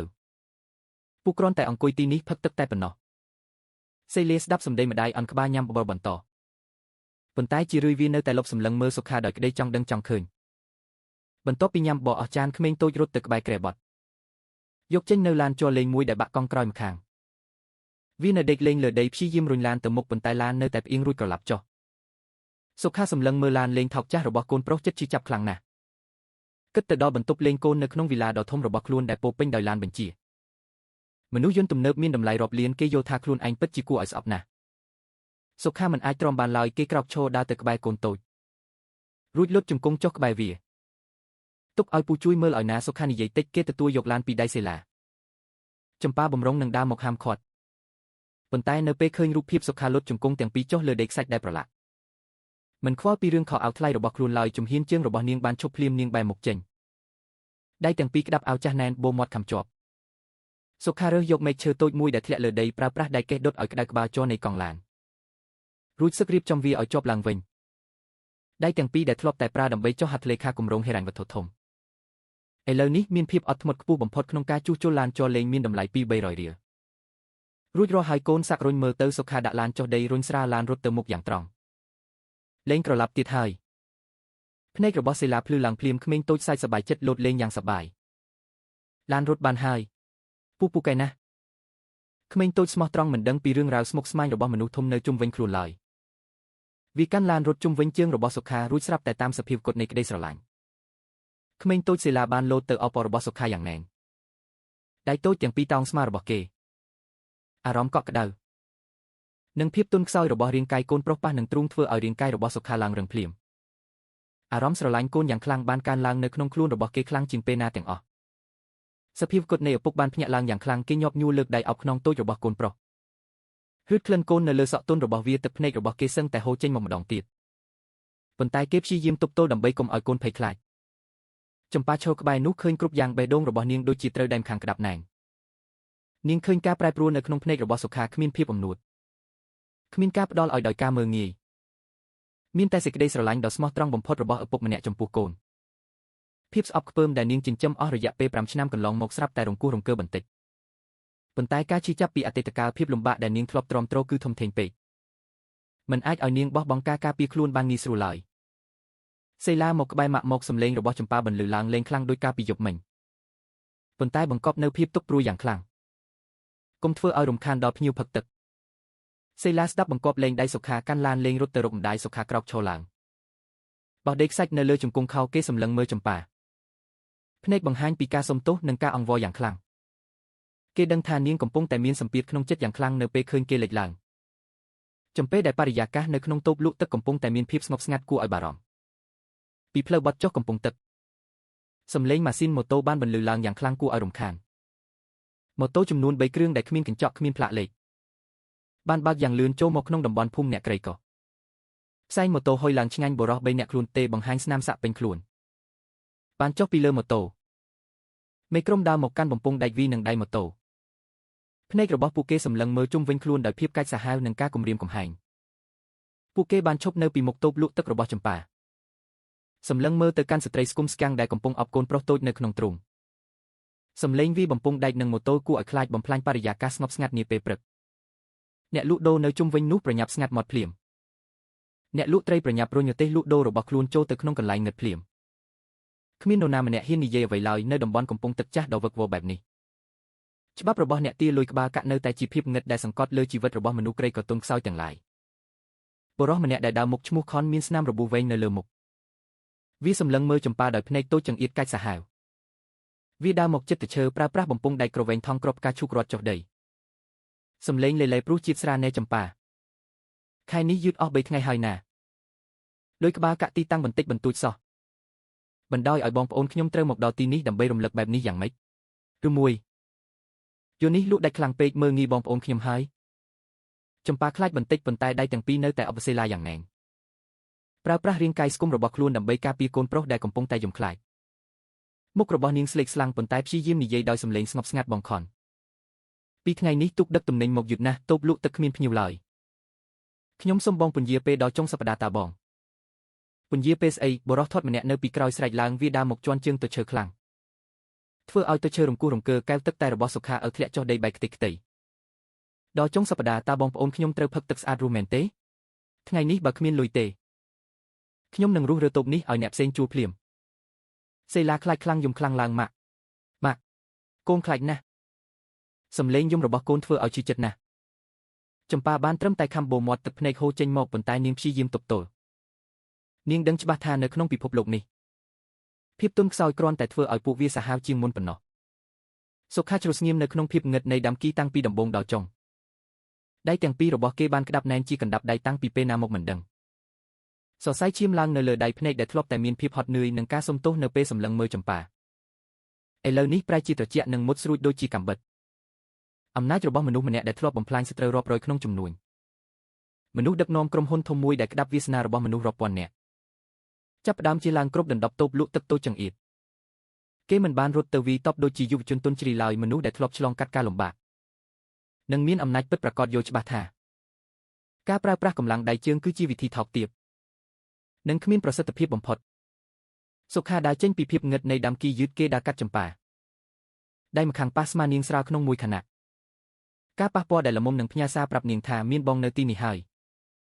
រួចគេដើរទៅឈររារាំងនៅពីមុខបរោះទំនើងទាំង3នាក់គម្លាតត្រឹមតែ2ជំហានប៉ុណ្ណោះកម្ពស់ខ្ពស់ធំនិងស្មាធំរបស់សុខាបានបិទបាំងចម្ប៉ានិងសេលៀននៅពីក្រោយទាំងស្រុងខនភ្ញាក់ព្រឺតនៅពេលឃើញបរោះប្លែកមុខរូបនេះលេចឡើងវាសម្លឹងមើលសុខាតាំងពីក្បាលដល់ជើងឃើញគេស្លៀកអាវយឺតសាមញ្ញនិងស្បែកជើងក្រណាត់ក៏មានចិត្តមើលងាយបន្តិចប៉ុន្តែនៅពេលសម្លឹងចំភ្នែកត្រជាក់គ្មានភាពភ័យខ្លាចបន្តិចរបស់សុខាវាស្រាប់តែមានអារម្មណ៍ត្រជាក់ក្នុងភ្លាមអាណាគេនេះចង់ធ្វើជាអ្នកលួងសង្គ្រោះស្រីស្អាតមែនទេខននិយាយខ្លាំងលើកបំពង់ដែកចង្អុលចំទ្រូងសុខាមិនបានថយក្រោយឡើយគេសម្លឹងមើលបំពង់ដែកដែលចង្អុលចំខ្លួនរួចងើបភ្នែកសម្លឹងចំភ្នែកខនសំឡេងរបស់គេតូចធម្មតាប៉ុន្តែច្បាស់លាស់រាល់ម៉ាត់បង្កើតជាសម្ពាធយ៉ាងខ្លាំងដាក់របស់នោះចុះមុនពេលដែលឯងគ្មានដៃដើម្បីកាន់វាទៀតអានឹងចង់លេងជាមួយពួកយើងមែនទេបរោះធាត់នៅពីក្រោយបំរុងនឹងរត់មកវាប៉ុន្តែខនបានលើកដៃហាមឃាត់ភ្លាមសភាពគត់នៃមនុស្សដែលរស់នៅក្នុងពិភពងឹតជាច្រើនឆ្នាំប្រាប់វាថាបរោះនៅចំពោះមុខនេះមានស្មារតីមិនមែនជាមនុស្សធម្មតាឡើយរបៀបដែលគេឈររបៀបដែលគេដកដង្ហើមនិងភ្នែកសម្លឹងមើលពួកវាដូចជាសម្លឹងមើលសត្វល្អិតទាបថោកនោះគឺជាអ្វីដែលមានតែនៅក្នុងមនុស្សដែលមានអំណាចពិតប្រាកដប៉ុណ្ណោះសុខាមិនខ្វល់នឹងពាក្យជេរប្រមាថឡើយគេដកទូរស័ព្ទចេញពីហោប៉ៅយ៉ាងស្ងប់ស្ងាត់គេមិនបានហៅប៉ូលីសតំបន់ឡើយព្រោះដឹងថាវិធីនោះចំណាយពេលយូរ គេចុចលេខទូរស័ព្ទពិសេសមួយខ្សែការហៅទូរស័ព្ទត្រូវបានឆ្លើយតបភ្លាមខ្ញុំកំពុងស្ថិតនៅកំពង់ទឹកចាស់តំបន់កំពង់ទូកទេសចរសុខានិយាយដាក់ទូរស័ព្ទសំឡេងត្រជាក់គ្មានពាក្យលើសលប់ឡើយមានមនុស្ស3នាក់ឈ្មោះខនកំពុងបង្កគ្រោះថ្នាក់នៅទីនេះក្នុងរយៈពេល5នាទីប្រាប់លោកវ៉ូសេណេតូភីរិតឲ្យនាំកម្លាំងមកសម្អាតកំពង់ទឹកនេះឲ្យខ្ញុំភ្លាមព្រមទាំងពិនិត្យមើលរាល់លិខិតអនុញ្ញាតអាជីវកម្មរបស់ពួកវាទាំងអស់នរណាជាអ្នកកាំងនៅពីក្រោយកំចាត់ចោលឲ្យអស់សុខាបិទទូរស័ព្ទដាក់ចូលហោប៉ៅគេសម្លឹងមើលនាឡិកាដៃដ៏ប្រណីតដែលនៅសេសសល់នៅលើដៃដែលជារបស់តែមួយគត់បង្ហាញពីឋានៈពិតប្រាកដរបស់គេដែលពួកទំនើងមិនទាន់ចាប់អារម្មណ៍ឃើញពួកឯងមានពេល5នាទីដើម្បីបាត់ខ្លួនពីភ្នែករបស់ខ្ញុំសុខានិយាយសំឡេងស្ងប់ស្ងាត់គួរឲ្យខ្លាចខុននឹងបាក់ពួកឈោថ្មឹងពួកវាពាក់កណ្ដាលជឿពាក់កណ្ដាលសង្ស័យលោកវ៉ូសេណេតូភីរិតដែលបរិសម្នាក់នេះទើបតែហៅឈ្មោះចំគឺជាប្រធានប៉ូលីសខុនដែលសូម្បីតែមេធំរបស់ពួកវាគ្រប់ពេលជួបក៏ត្រូវតែក្រាបសំពះគោរពយ៉ាងខ្លាំងដែរមនុស្សម្នាក់ដែលស្លៀកពាក់សាមញ្ញលក់ទឹកក្បែរផ្លូវបែរជាអាចហៅឈ្មោះចំរបស់លោកដោយសំឡេងបញ្ជាបែបនេះយ៉ាងមិនកើតប៉ុន្តែការសង្ស័យរបស់ពួកវាមិនបានអូសបន្លាយពេលយូរឡើយមិនដល់3នាទីផងសំឡេងស៊ីរ៉ែនឡានប៉ូលីសបានបន្លឺឡើងយ៉ាងខ្លាំងពីផ្លូវខាងលើឡានប៉ូលីសចំនួន2គ្រឿងបានបើកចុះមកយ៉ាងលឿនជាន់ហ្វ្រាំងខ្លាំងបន្សល់ទុកនៅស្នាមកង់ឡាននៅលើដីប៉ូលីសចំនួនជិត10នាក់ក្នុងឯកសណ្ឋានពេញលេញបានដើរចុះមកកាន់ឧបករណ៍ការពារខ្លួនដើរមុខគេគឺជាបុរសម្នាក់អាយុពាក់កណ្ដាលមានឋានៈជាវ៉ូសេណេតូលោកបានសម្លឹងមើលជុំវិញខ្លួនភ្លាមរួចខ្សែភ្នែកបានឈប់ចំទីតាំងរបស់សុខាលោកប្រញាប់ដើរយ៉ាងលឿនមករកសុខានៅចំពោះមុខខ្សែភ្នែកភ្ញាក់ផ្អើលរបស់អ្នកភូមិទាំងអស់និងបុរសទំនើងទាំង3នាក់លោកអន់ក្បាលគោរពសម្លេងទន់ភ្លន់បំផុតលោកប្រធានសុខាលោកអញ្ជើញមកទីនេះតាំងពីពេលណាហេតុអ្វីមិនប្រាប់បងប្អូនខ្ញុំមួយម៉ាត់ដើម្បីមកទទួលលោកតើមានរឿងអ្វីកើតឡើងមែនទេលោកខនឬពាក្យទាំងនោះមិនស្លេកស្លាំងគ្មានឈាមភ្លាមបំពង់ដែកនៅក្នុងដៃរបស់វាបានធ្លាក់ចុះដីវាដឹងខ្លួនថាខ្លួនឯងទើបតែបានប៉ះពាល់នឹងភ្នំទឹកកកដ៏ធំមួយមនុស្សម្នាក់ដែលមានឋានៈខ្ពង់ខ្ពស់បំផុតដែលគ្រាន់តែកម្រើកដៃបន្តិចក៏ល្មមនឹងកំចាត់ក្រុមទំនើងតូចតាចរបស់វាចេញពីទីក្រុងនេះភ្លាមសុខាមិនបានសម្លឹងមើលលោកវ៉ូសេណេតូឡើយគេគ្រាន់តែចង្អុលទៅកាន់បុរសទំនើងទាំង3នាក់ដែលកំពុងតែញ័រខ្លួនដូចជាសត្វត្រូវទឹកភ្លៀងមនុស្សទាំងនេះទាលុយក្បាលកាក់ពីប្រជាជនបំផ្លាញរបស់របរលោកភីរិតដោះស្រាយតាមច្បាប់ឲ្យខ្ញុំភ្លាមខ្ញុំមិនចង់ឃើញមុខមនុស្សទាំងនេះនៅកំពង់ទឹកនេះទៀតឡើយរួមទាំងអ្នកនៅពីក្រោយខ្នងពួកវាផងដែរបាទលោកប្រធានគុំបារម្ភអីខ្ញុំយល់ច្បាស់ហើយបាទលោកវ៉ូសេណេតូផ្អាកខ្លួនបែរមកភ្លាមមុខមាត់ទន់ភ្លន់អំបាញ់មិញប្រែជាកាច់សាហាវភ្លាមស្រែកខ្លាំងចាប់ខ្លួនពួកវាទាំងអស់បញ្ជូនទៅខណ្ឌភ្លាមឆែកឆេរខ្លួននឹងឡានពួកវាភ្លាមក្នុងរយៈពេលមិនដល់2នាទីបុរសទំនើងទាំង3នាក់ត្រូវបានគេចាប់ចងស្លាប់សេកឃ្នោះដៃចាក់សលាន់នៅរួចបោះឡើងឡានប៉ូលីសភ្លាមសំឡេងឡានប៉ូលីសឆ្ងាយទៅបន្សល់ទុកនៅភាពស្ងប់ស្ងាត់ដាំដំបងឲ្យកំពង់ទឹកអ្នកភូមិនៅជុំវិញនោះទើបតែហ៊ានដកដង្ហើមធំដោយក្តីធូរស្រាលពួកគេសម្លឹងមើលសុខាដោយខ្សែភ្នែកដឹងគុណនិងការគោរពយ៉ាងខ្លាំងសុខាងាកខ្លួនមកលោកវ៉ូសេណេតូប៉ូលីសក៏ឆ្លាតណាស់ដឹងថាមិនគួររំខានដល់កន្លែងផ្ទាល់ខ្លួនរបស់គេទើបសំពះគោរពលាសុខារួចនាំកម្លាំងត្រឡប់ទៅវិញភ្លាមតូបលក់ទឹកឥឡូវនេះមានតែមនុស្ស3នាក់ប៉ុណ្ណោះចម្ប៉ានៅតែឈរនៅទីនោះដៃទាំងពីរអុកសេឡាយ៉ាងណែនក្មេងតូចលេងញញឹមហើយវារកមើលសុខាដោយភ្នែកធំពណ៌ខ្មៅ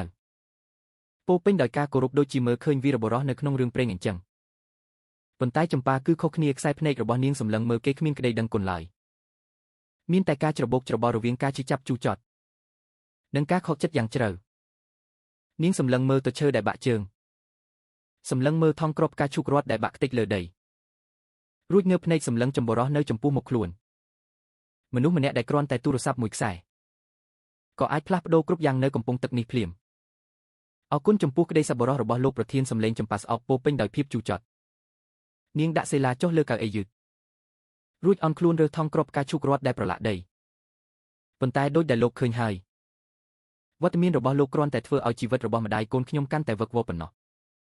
ពិភពលោករបស់លោកមានអំណាចខ្លាំងណាស់មានលុយច្រើនណាស់ម្ដាយកូនខ្ញុំក្រីក្រទាបថោក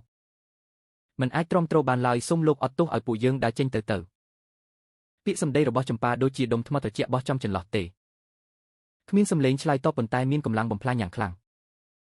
នាងនៅតែអន់ខ្លួនចុះម្រាមដៃស្គុំញាប់ញ័ររើសរបស់របរក្រចកដៃប្រឡាក់ដីខ្សាច់ស្រមោលខ្លួនដ៏រឹងរូសរបស់នាងដូចជាកញ្ចក់ឆ្លុះបញ្ចាំងពីភាពតច្រកនៅក្នុងចិត្តរបស់សុខាគេចង់អន់ចុះជួយរើសជាមួយនាងប៉ុន្តែនៅពេលដែលជើងរបស់គេបំរុងនឹងដើរទៅមុខចម្ប៉ាបានដកដៃថយក្រោយភ្លាម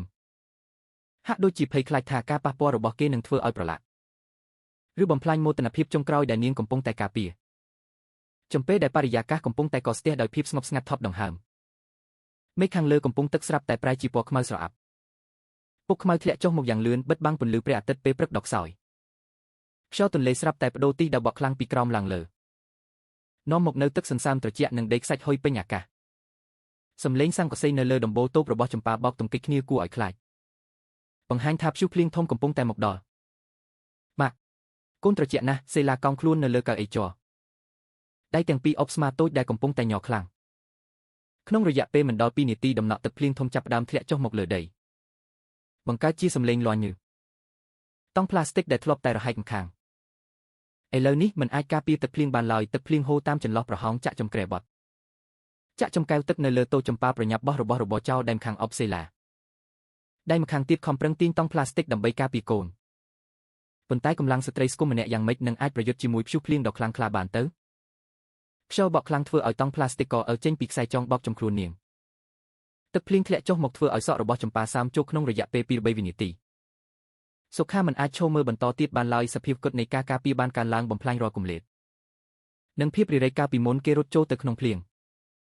ប្រើប្រាស់ដៃទាំងពីរដ៏ធំរបស់ខ្លួនកាន់បង្គោលតូបនិងទាញតង់ផ្លាស្ទិកការពារម្ដាយកូនពួកគេរាងកាយខ្ពស់ធំរបស់គេដូចជាជញ្ជាំងរឹងមាំទ្រាំទ្រនឹងខ្យល់ត្រជាក់និងទឹកភ្លៀងខ្លាំងពីទន្លេបក់ម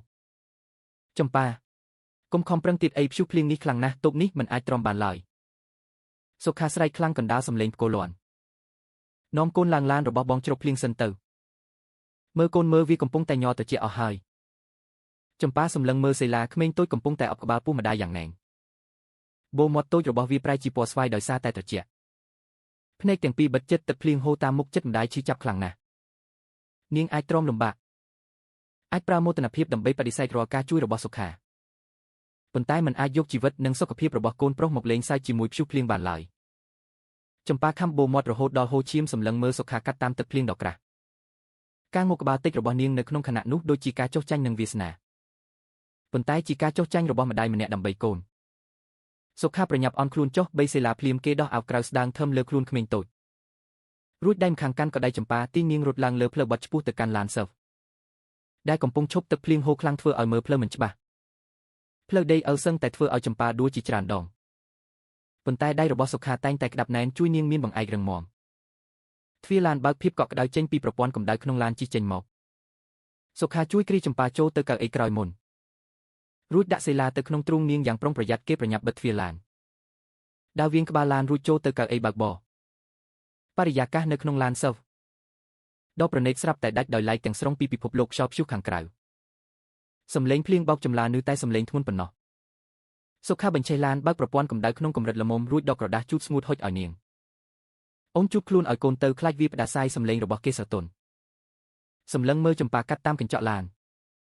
ចម្ប៉ាទទួលក្រដាសស្ងាត់ស្ងៀមជូតសក់នឹងមុខឲ្យសេឡាក្មេងតូចទទួលបានភាពកក់ក្ដៅដង្ហើមចាប់ផ្ដើមស្ងប់ឡើងវិញវាសម្រាកក្បាលក្នុងទ្រូងម្ដាយភ្នែកសម្លឹងមើលជុំវិញឡានដ៏ប្រណីតដែលមានក្លិនស្បែកថ្មី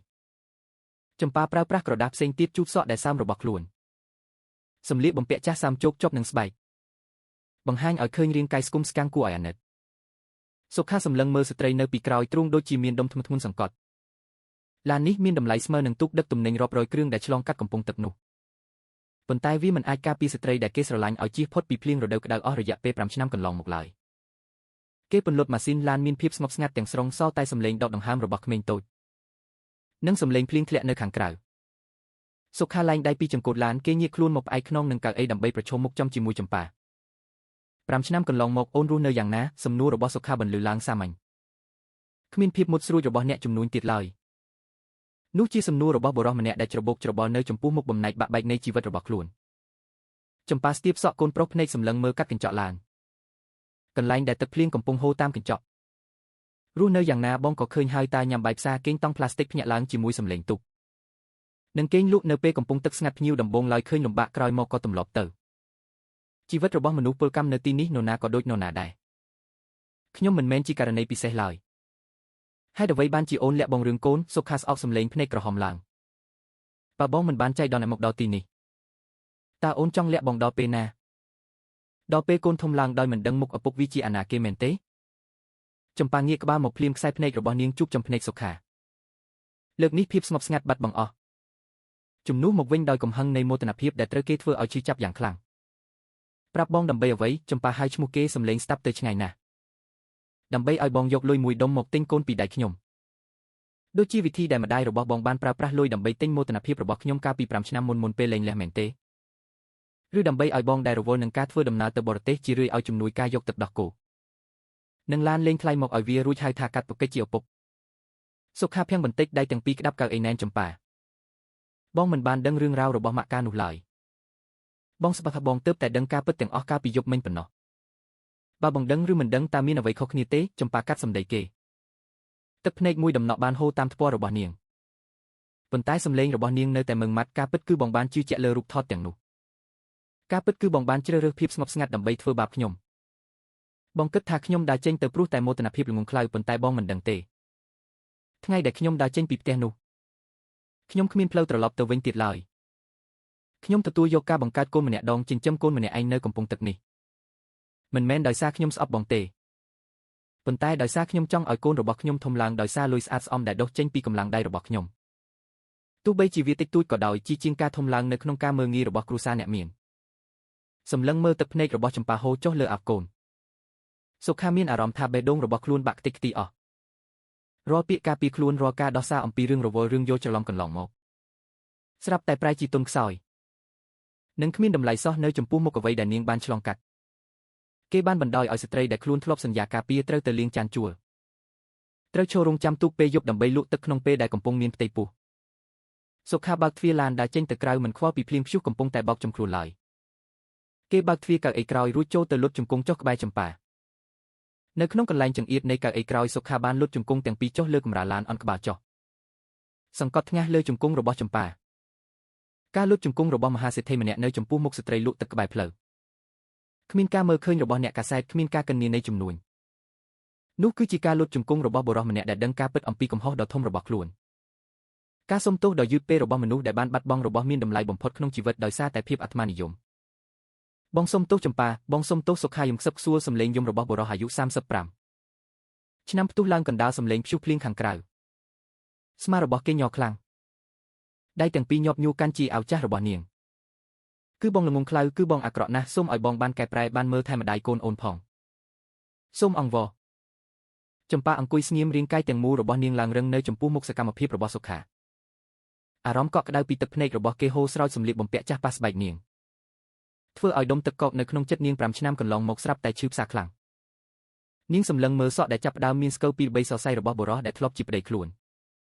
ក្នុងចិត្តមានអារម្មណ៍ច្របូកច្របល់យ៉ាងខ្លាំងសេឡាភ្ញាក់ខ្លួនឡើងដោយសារតែសម្លេងយំរបស់សុខាក្មេងតូចងឿងឆ្ងល់សម្លឹងមើលបុរសកំពុងលុតជង្គង់ក្បែរជើងម្ដាយខ្លួនវាមិនយល់ពីរឿងរ៉ាវឡើយប៉ុន្តែរបៀបដែលបុរសម្នាក់នេះយំធ្វើឲ្យវាអាណិតខ្លាំងសេឡាលូកដៃតូចទន់របស់វាទៅស្ទាបសក់របស់សុខាថ្នម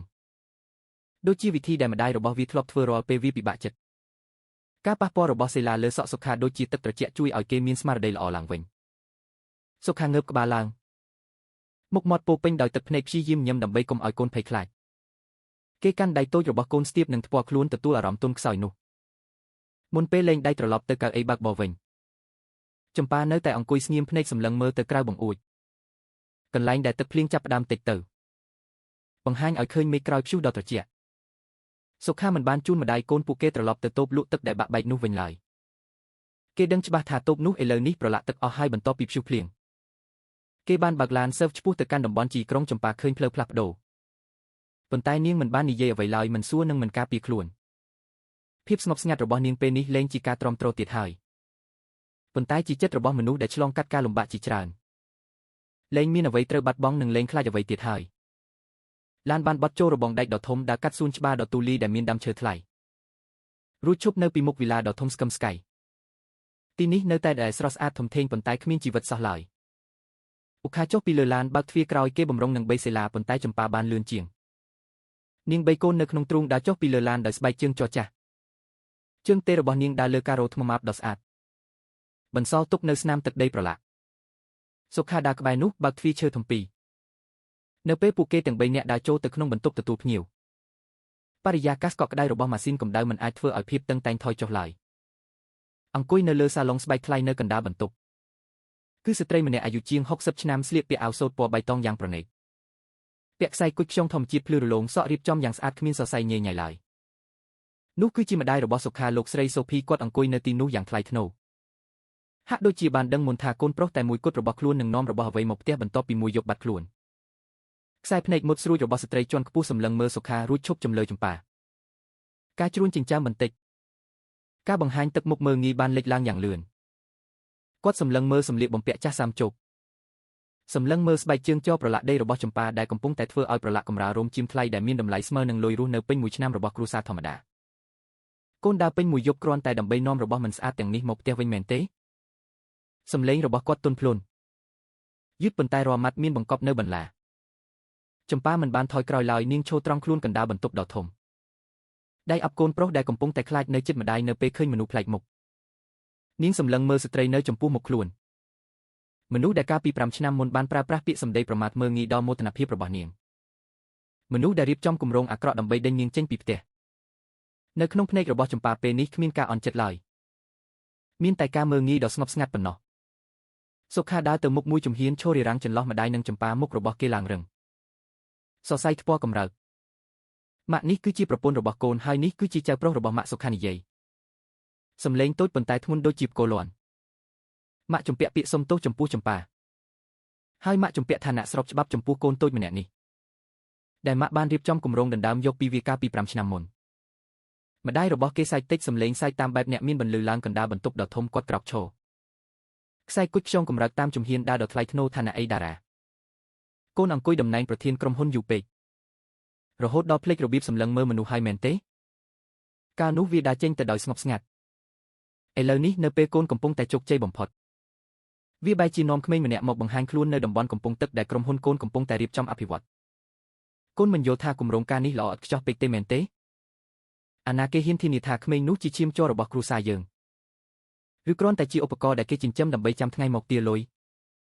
ផាំងសំឡេងបោកយ៉ាងខ្លាំងបានបន្លឺឡើងមិនមែនសុខាវីមនុស្សឡើយប៉ុន្តែគេប្រើកម្លាំងទាំងអស់ដើរចំទូកញ្ចក់ដាក់ស្រាថ្លៃក្បែរនោះកញ្ចក់បែកជាស្នាមមាសពីដៃរបស់សុខាចាប់ផ្ដើមហូរស្រក់ចុះដីគ្រប់គ្រាន់ហើយសុខាស្រែកខ្លាំងភ្នែកក្រហមដូចជាសត្វព្រៃត្រូវគេដេញដល់ផ្លូវតម៉ាក់កុំប្រើប្រាស់គំនិតលុយកាក់និងការកញ្ញាអាក្រក់របស់ម៉ាក់មកលើជីវិតរបស់កូនទៀតអី5ឆ្នាំមុនកូនជាមនុស្សល្ងង់ខ្លៅស្ដាប់តាមសម្ដីរបស់ម៉ាក់កូនបានបណ្ដោយឲ្យស្ត្រីដែលខ្លួនស្រឡាញ់ត្រូវរងការឈឺចាប់បណ្ដោយឲ្យកូនប្រុសរបស់កូនត្រូវបង្កើតនៅមន្ទីរពេទ្យស្រុកក្រីកត្រូវធំឡើងនៅក្រោមតង់ផ្លាស្ទិករហែកក្បែរកំពង់ទឹកទាំងអស់គឺដោយសារតែភាពអាត្មានិយមរបស់ម៉ាក់ម្ដាយរបស់គេភ្ញាក់ព្រឺតនេះជាលើកដំបូងនៅក្នុងជីវិតកូនប្រុសដែលតែងតែស្ដាប់បង្គាប់តែងតែជាមោទនភាពរបស់គាត់ក្នុងចំនួនបែរជាហ៊ានស្រែកខ្លាំងនិងមានសកម្មភាពខ្លាំងក្លាបែបនេះដាក់គាត់សម្លឹងមើលឈាមនៅលើដៃកូនមុខមាត់ដ៏ថ្លៃថ្នូរចាប់ផ្ដើមបង្ហាញភាពភ័យខ្លាចនិងខឹងសម្បាសុខាងាកមកក្រោយគេដកឯកសារមួយច្បាប់ចេញពីហោប៉ៅអាវក្រៅដែលជាឯកសាររបាយការណ៍លម្អិតដែលជំនួយការប័ណ្ណបោះពុម្ពតាំងពីព្រឹកព្រមទាំងលទ្ធផលពិនិត្យ DNA ដែលគេបានលុបយកសរសៃសក់របស់សេឡាកាពីលើឡានគេបោះឯកសារនោះទៅលើទៅឈើកញ្ចក់យ៉ាងខ្លាំងនេះគឺជាលទ្ធផលពិនិត្យឈាមជ័រហើយនេះគឺជាភស្តុតាងទាំងអស់អំពីអ្វីដែលមនុស្សរបស់ម៉ាក់បានធ្វើកាលពី5ឆ្នាំមុនដើម្បីធ្វើបាបចម្ប៉ាម៉ាក់សម្លឹងមើលទៅមើលថាតើអ្វីដែលម៉ាក់ហៅថាការពារគ្រួសារតាមពិតបានធ្វើឲ្យកូនប្រុសរបស់ម៉ាក់ក្លាយជាមនុស្សគ្មានបេះដូងនិងឯកឧត្តមថ្នាក់ណាលិខិតពិនិត្យហៅចេញមកឈប់ចំក្បែរជើងម្ដាយរបស់គេលទ្ធផលដូចគ្នា 99.99 បង្ហាញយ៉ាងច្បាស់គាត់សម្លឹងមើលក្មេងតូចកំពុងលាក់ខ្លួននៅពីក្រោយចម្ប៉ាក្មេងមានថ្ងាសខ្ពស់ច្រមុះត្រង់និងភ្នែកធំពណ៌ខ្មៅដូចជាសុខាកាលពីតូចបេះបិទការពិតដ៏ច្បាស់លាស់បានបិទបាំងរាល់ពាក្យដោះសាររបស់ស្ត្រីជាន់ខ្ពស់គាត់ថយក្រោយមួយជំហានបបោមាត់ញ័រប៉ុន្តែមិនអាចនិយាយចេញសូម្បីតែមួយម៉ាត់ចម្ប៉ាសម្លឹងមើលឯកសារនៅលើដីរួចសម្លឹងមើលដៃហូរឈាមរបស់សុខានៅលើមុខរបស់នាងគ្មានក្តីរំភើបនៃជ័យជំនះឡើយការពិតត្រូវបានបង្ហាញហើយយ៉ាងម៉េចឋានៈត្រូវបានសង្វិញហើយយ៉ាងម៉េច5ឆ្នាំជីវិតលំបាកពោពេញដោយទឹកភ្នែករាល់យប់រដូវរងាត្រជាក់អបកូនសង្កត់ទ្រូងក្បែរចង្ក្រានឈូងការមើលងាយរបស់មនុស្សជុំវិញទាំងអស់នេះតើអាចប្រើប្រាស់លិខិតពិនិត្យមួយច្បាប់ឬពាក្យសុំទោសពី3ម៉ាត់ដើម្បីប៉ះពាល់បានមែនទេចម្ប៉ាដកដង្ហើមធំសំឡេងដកដង្ហើមស្រាលដូចជាស្លឹកឈើជ្រុះប៉ុន្តែមានភាពដាច់អហង្ការខ្ពស់បំផុតនាងសម្លឹងចំភ្នែកម្ដាយរបស់សុខារួចងាកមកមើលសុខាសំឡេងស្ងប់ស្ងាត់ដូចជាទឹកបឹងនាពេលរដូវស្លឹកឈើជ្រុះរឿងគ្រួសាររបស់លោកសម្ដែងចប់ហើយមែនទេបាទចប់ហើយសូមប្រគល់អាវក្រៅមកវិញដើម្បីខ្ញុំបីកូនត្រឡប់ទៅវិញ ចិញ្ចៀងរបស់គ្រួសារលោកមានទម្ងន់ធ្ងន់ណាស់សុទ្ធតែជាមាសជាពេជ្រម្ដាយកូនខ្ញុំជាមនុស្សលក់ទឹកក្បែរផ្លូវមិនអាចឈរលើចិញ្ចៀងនោះបានឡើយនិយាយរួចមិនរងចាំសុខាឆ្លើយតបឡើយចម្ប៉ាបែរខ្លួនបីសេឡាដើរត្រង់ទៅទ្វារធំជើងទេរបស់នាងដើរទៅមុខយ៉ាងមានអំនួតជាន់លើស្នាមដីចាស់ឆ្ពោះទៅកាន់ខ្យល់ភ្លៀងខាងក្រៅដែលចាប់ផ្ដើមតិចទៅបន្សល់ទុកនៅចន្លោះទេស្អាតគួរឲ្យខ្លាចនៅក្នុងវិឡាដ៏ប្រណីតសុខាមិនបានជូនម្ដាយកូនចម្ប៉ាត្រឡប់ទៅតូបលក់ទឹកដែលបាក់បែកនោះវិញឡើយបន្ទាប់ពីយកព្យុះភ្លៀងនោះប៉ុន្តែគេក៏ឆ្លាតល្មមយល់ថាវិឡាដ៏ប្រណីតនិងត្រជាក់ស្រេបរបស់គ្រួសារខ្លួនមិនមែនជាកន្លែងដែលចម្ប៉ាចង់រស់នៅឡើយបន្ទាប់ពីការនិយាយគ្នាយ៉ាងតឹងតែងជាមួយម្ដាយនៅបន្ទប់ទទួលភ្ញៀវសុខាជ្រើសរើសវិធីដកថយគេយល់ច្បាស់ថាការបង្ខំនៅពេលនេះគឺជាកាំបិតសម្រាប់ក្តីសង្ឃឹមចុងក្រោយនៃការផ្សះផ្សាគេបានជួបផ្ទះល្វែងតូចមួយស្ថិតនៅក្នុងដងផ្លូវស្ងប់ស្ងាត់មួយបង្អួចសម្លឹងចំទៅកាន់កំពង់ទឹកចាស់កន្លែងដែលមានទឹកហូរយឺតមានសម្លេងទូកចរាចរណ៍រាល់ព្រឹកនោះគឺជាកន្លែងតែមួយគត់ធ្វើឲ្យចម្ប៉ាលែងមានអារម្មណ៍ថប់ដង្ហើមដោយសារតែភាពមានបានឬគំនិតចាស់សុខារៀបចំផ្ទះនោះឲ្យធម្មតាបំផុតមានតែទឹកឈើកៅអីផ្ដៅក្រែឈើធម្មតាដែលមានក្លិនឈើនិងផើងផ្កាតូចពីរបីនៅក្បែរបង្អួចថ្ងៃដំបូងដែលចម្ប៉ាមករស់នៅសុខាឈរនៅមាត់ទ្វារដៃទាំងពីរដាក់ក្នុងហោប៉ៅខដើម្បីលាក់បាំងភាពអៀនខ្មាសរបស់មនុស្សដែលធ្លាប់តែបង្ជីគេឥឡូវនេះត្រូវរៀនអានក្បាលគេមិនដើរចូលមាត់ទ្វារឡើយ